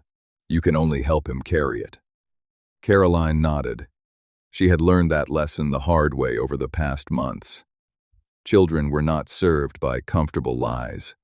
They needed honest adults who would help them make sense of a confusing world. There is something else, she said slowly. Something I have been thinking about. Tell me. I want to write about this, my experience, what I learned, what I wish I had known earlier. Caroline met Dr. Reed's eyes. I think there are other women out there who are living the life I lived, who are being manipulated and gaslit and made to feel crazy, who do not have the words yet for what is happening to them. You want to give them the words. I want to share what I learned, not as an expert, just as someone who survived. Maybe it will help someone recognize the patterns earlier than I did. Maybe it will give someone permission to leave. That sounds like a meaningful project. It terrifies me, putting it all out there, making myself vulnerable, but I think it might be important. Important for others or important for you? Both. She paused. I think writing it down will help me process, and I think sharing it might help someone else survive. Dr. Reed smiled. That is often how healing works. We help ourselves by helping others. We find meaning in our pain by transforming it into something useful. After the session, Caroline drove home through streets that were familiar in a new way. The same houses she had driven past for years, but seen now through different eyes. She was not the same woman who had lived here before. That woman had been afraid of her husband's disapproval, had calibrated her words and actions to avoid conflict, had shrunk herself smaller and smaller to fit into the space he allowed her. This woman, the woman she was becoming, took up space unapologetically. At home, she started making changes. Small ones at first, moving furniture, painting walls, reclaiming rooms that had been dominated by Derek's preferences. She painted Sophie's room the bright purple her daughter had always wanted. Derek had said it was too garish, too attention-seeking. Sophie spent an entire afternoon helping, getting more paint on herself than on the walls. She adopted a dog from the shelter, a golden retriever mix named Biscuit, who wagged his tail at everything and demanded belly rubs with shameless enthusiasm. Derek had always said no to pets. Too messy, too much work, too disruptive to his carefully controlled environment. Biscuit did not care about custody arrangements or criminal trials. He just wanted walks and treats and someone to scratch behind his ears. There was something healing about that simplicity. One evening, Sophie came to her with a question that stopped Caroline in her tracks. "Mom, do you think Dad ever really loved us?" They were sitting on the back porch watching Ethan throw a ball for Biscuit in the fading light. The question came out of nowhere, as Sophie's questions often did. Caroline thought carefully before answering. "I think your father loves you as much as he is capable of loving anyone, but I also think there is something broken inside him that makes it hard for him to love the way other people do." "What do you mean?" "Some people love with an open hand. They give freely and trust that good things will come back to them. Other people love with a closed fist. They hold on tight and try to control everything because they are afraid of losing what they have. Dad is the closed fist kind." "Yes, I think so. Why did you marry him if he was like that?" Caroline took a deep breath. "Because I did not see it at first. He was very good at pretending to be the open hand kind. And by the time I started noticing the truth, I was already committed to our family." Sophie was quiet for a long moment, processing. "I am angry at him," she finally said. "Like really angry, for what he did to you, to us, to that other lady, and her kid." "That is okay. Anger is a normal response to being hurt. Just do not let it eat you up inside. Feel it, learn from it, and then let it go when you are ready." "What if I am never ready?" "Then we will deal with that when we get there. There is no timeline for processing betrayal." Sophie leaned her head against Caroline's shoulder. For a moment, she was not an angry preteen wrestling with complicated emotions. She was just a little girl who needed her mother. "I love you, Mom. I love you too, sweetheart. More than anything in the world." Ethan came running over with Biscuit at his heels, both of them muddy and panting. "Mom, Biscuit caught the ball in midair. Did you see? He is the best dog ever." "The best dog ever," Caroline agreed, "but also the muddiest. You both need baths." "Can Biscuit take a bath with me?" "No. Dogs get the hose outside. Humans get the tub inside. Those are the rules." Ethan groaned but accepted this judgment.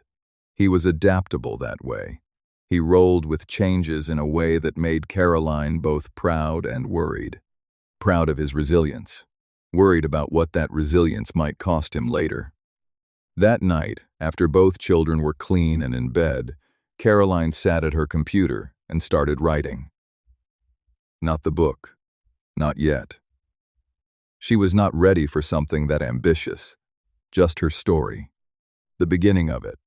The night she sat on the bathroom floor and finally understood what had happened to her. She wrote until midnight, then saved the file and closed her laptop. It was a start. The day of Derek's sentencing hearing arrived on a cold December morning. Caroline was not required to attend. Natalie had explained that the criminal proceedings were separate from the divorce, handled by prosecutors rather than private attorneys. But she had the right to be present if she wanted. She wanted.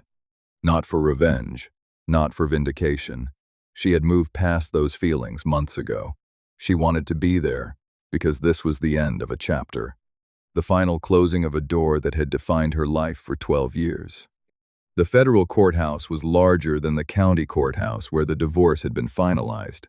Higher ceilings, more marble, more guards, with more serious expressions. The gallery was packed with reporters and spectators. Derek Ashford's case had received national attention. The handsome attorney, whose attempt to expose his wife's infidelity backfired so spectacularly. The secret child, the stolen money, the web of lies that unraveled so dramatically in open court. It was the kind of story that fascinated people. A cautionary tale about hubris and deception. Caroline took a seat in the back row.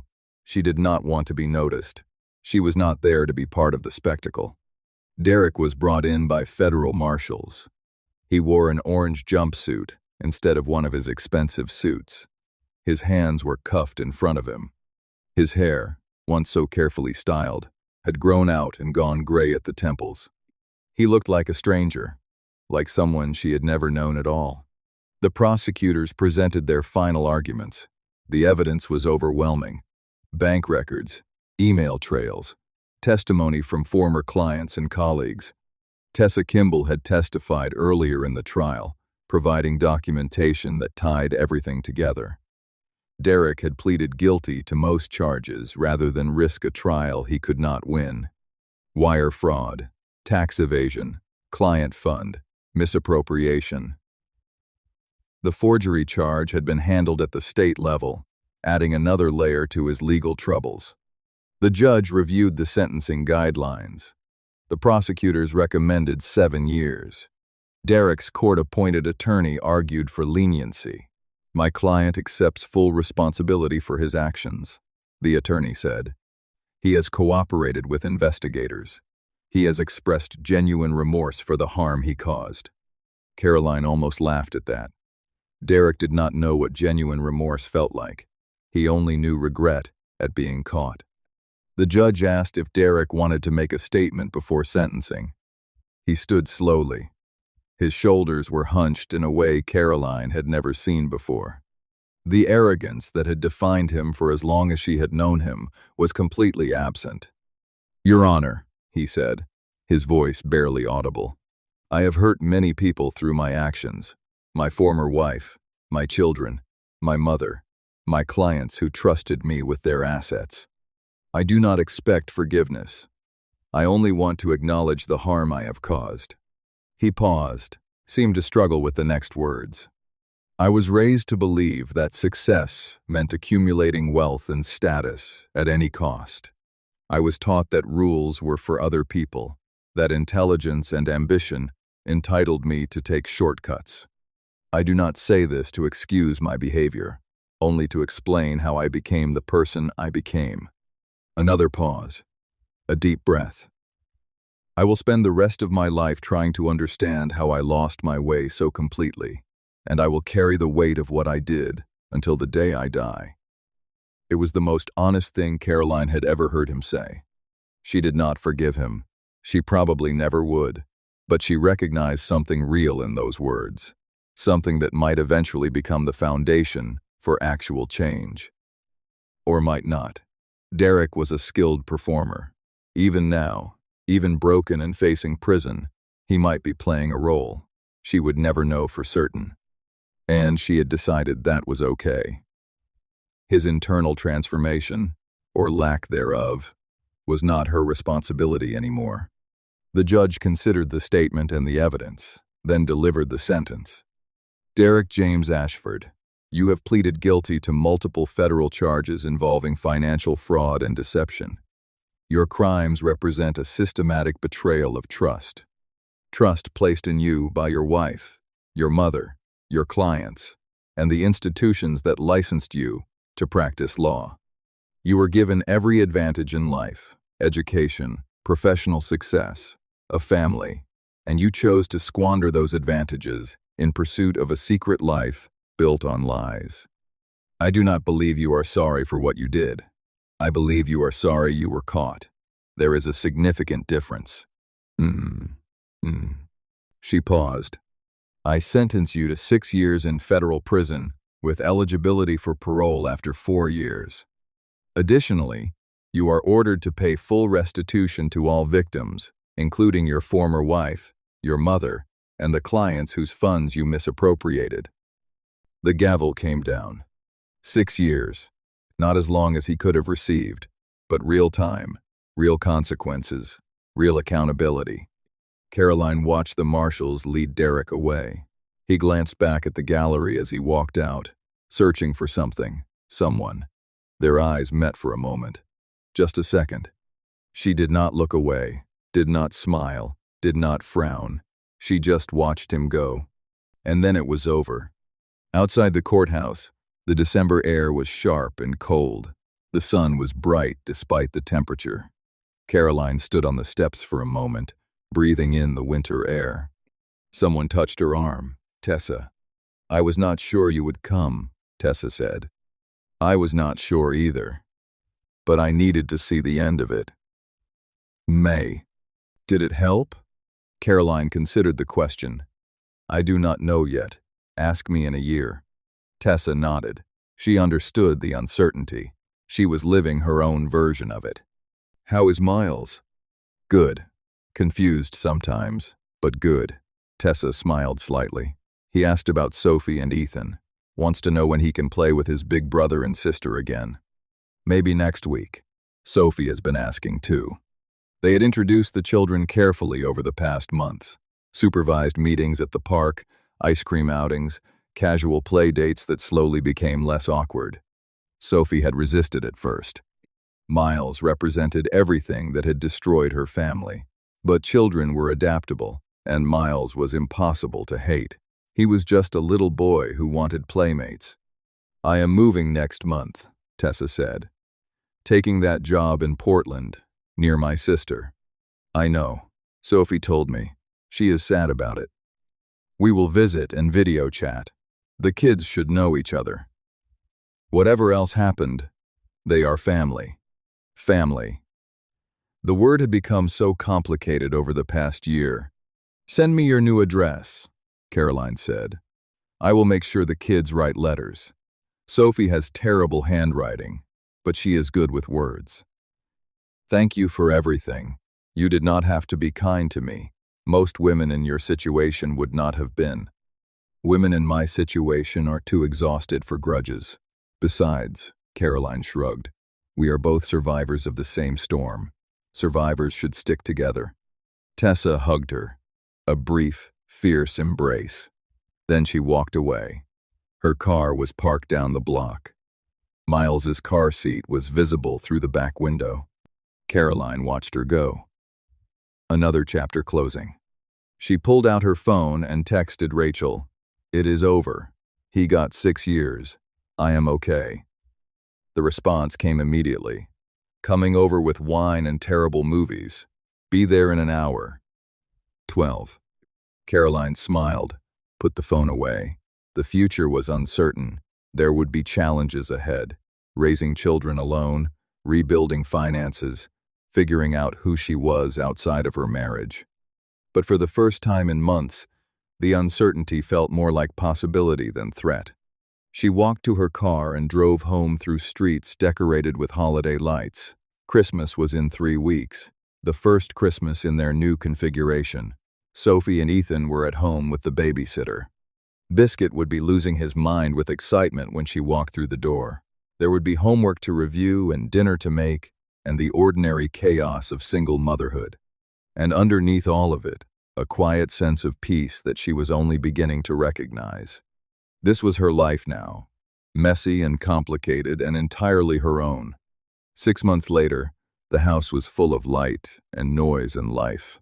Caroline stood at the kitchen counter, chopping vegetables for a dinner party that had somehow grown from 4 people to 14. The afternoon sun poured through the windows she had stripped of their heavy curtains. The walls glowed with the warm colors she had chosen herself. Music played from Sophie's Bluetooth speaker, something poppy and energetic that Ethan complained about, but secretly enjoyed. Biscuit lay in his favorite spot by the back door, tail thumping occasionally when someone walked past. He had settled into their family like he had always been there. "Mom," Sophie's voice came from the living room. "Aunt Rachel is here. And she brought flowers again." "Of course she did," Caroline called back. "Let her in." Rachel appeared in the kitchen doorway with an armful of sunflowers. Her red hair was wild from the wind outside. Her grin was as bright as the flowers she carried. I know, more sunflowers. I am a cliché. You are a wonderful cliché." Caroline accepted the flowers and a hug. "Thank you for coming early to help." As if I would miss it. Besides, I had to escape my own house. Tom is attempting to assemble patio furniture, and the language has reached Olympic levels. They worked side by side in the kitchen, the easy rhythm of old friends who did not need to fill every silence with words. Rachel prepared appetizers, while Caroline continued with the main course. Ethan ran through periodically to steal pieces of cheese from the platter, and they pretended not to notice. The guest list had grown organically. Rachel and her husband Tom, Natalie, who had become something like a friend over the past year, Dr.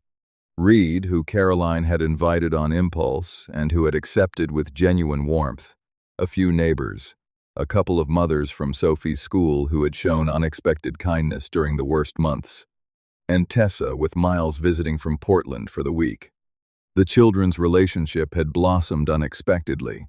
Sophie had appointed herself Miles's protector and teacher, showing him how to build Lego structures and play basic video games. Ethan tolerated his younger half-brother with the resigned patience of a middle child. Miles adored them both with the uncomplicated devotion of a 5-year-old who just wanted to belong. They were making it work. Not perfectly, not without complications, but work was being done.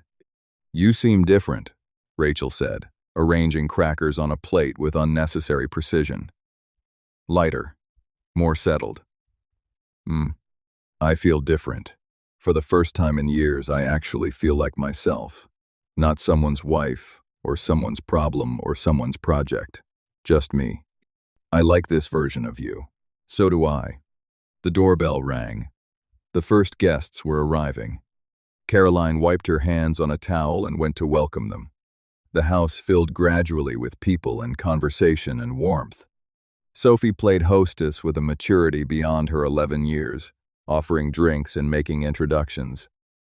Ethan showed Miles his collection of superhero figures with proprietary pride. Biscuit greeted everyone enthusiastically and was rewarded with forbidden treats when Caroline was not looking. At one point, she found herself standing in the corner of her living room, just watching this house that she had reclaimed, these people who had become her community, this life that she was building from the wreckage of her old one. Tessa appeared beside her with a glass of wine. "You look happy," Tessa said quietly. "I think I might actually be happy. It is a strange feeling after so long." "I understand. I did not realize how much tension I was carrying until I started living without it. How is Portland?" "Good. Hard sometimes. Lonely. But good." Tessa watched Miles laughing at something Ethan had said. He is thriving there. He has friends. He is doing well in kindergarten. And being near my sister has helped more than I expected. I am glad. I was thinking, Tessa hesitated, maybe this summer, if you are open to it, the kids could spend a week with me in Portland. I would take good care of them. Caroline considered it. A year ago, she could not have imagined trusting Tessa with her children, but trust had been rebuilt slowly, interaction by interaction, truth by truth. Let us talk about it closer to summer, but I am not opposed. Tessa's face lit up. Thank you. That means more than you know. Natalie joined them, wine glass in hand. What are we discussing? Please tell me. It is not legal matters. I am off duty. Summer vacation planning, Caroline said, decidedly non-legal. Perfect. I approve of any conversation that does not involve custody schedules or asset division. She paused. Speaking of which, thank you for everything.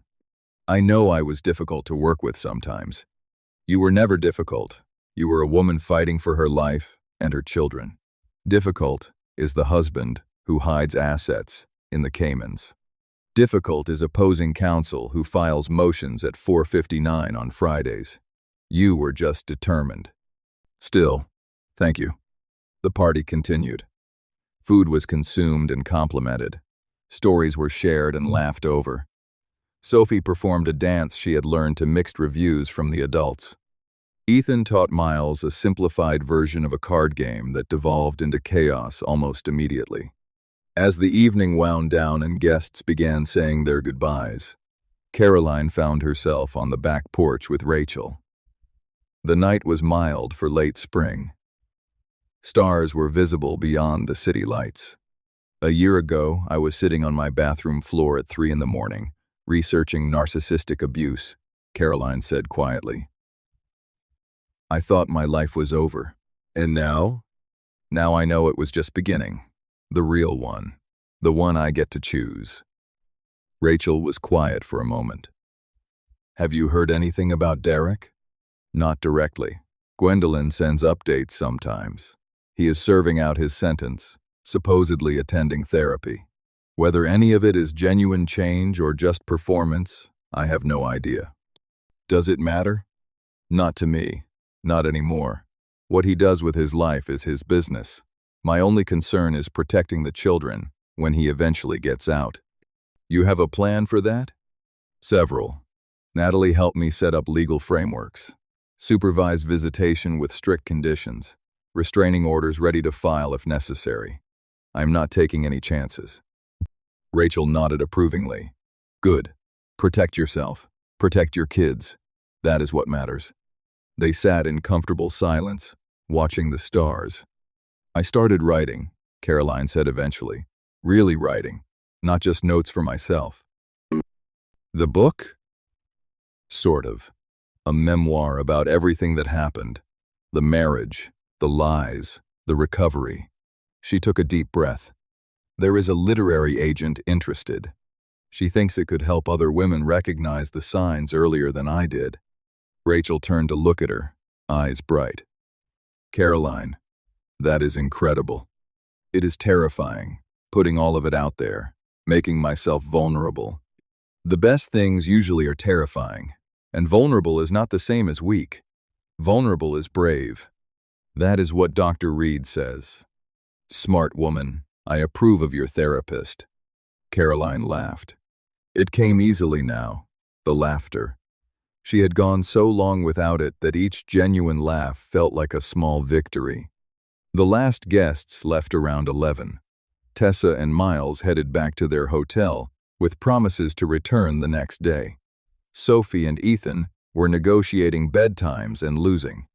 Caroline cleaned up the kitchen, putting dishes in the washer and leftovers in the fridge. The house settled into nighttime quiet around her.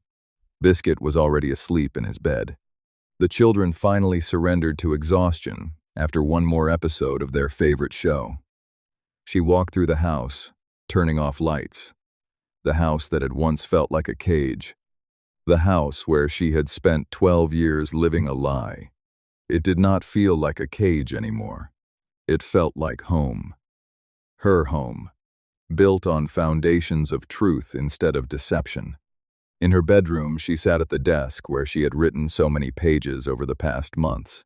The manuscript was nearly done. 300 pages of pain and healing and hard-won wisdom.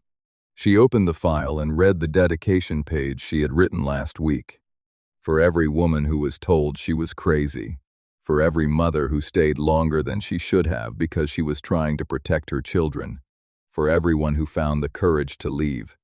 And for everyone still finding it. You are not alone. You are not crazy. You are not weak. You are surviving.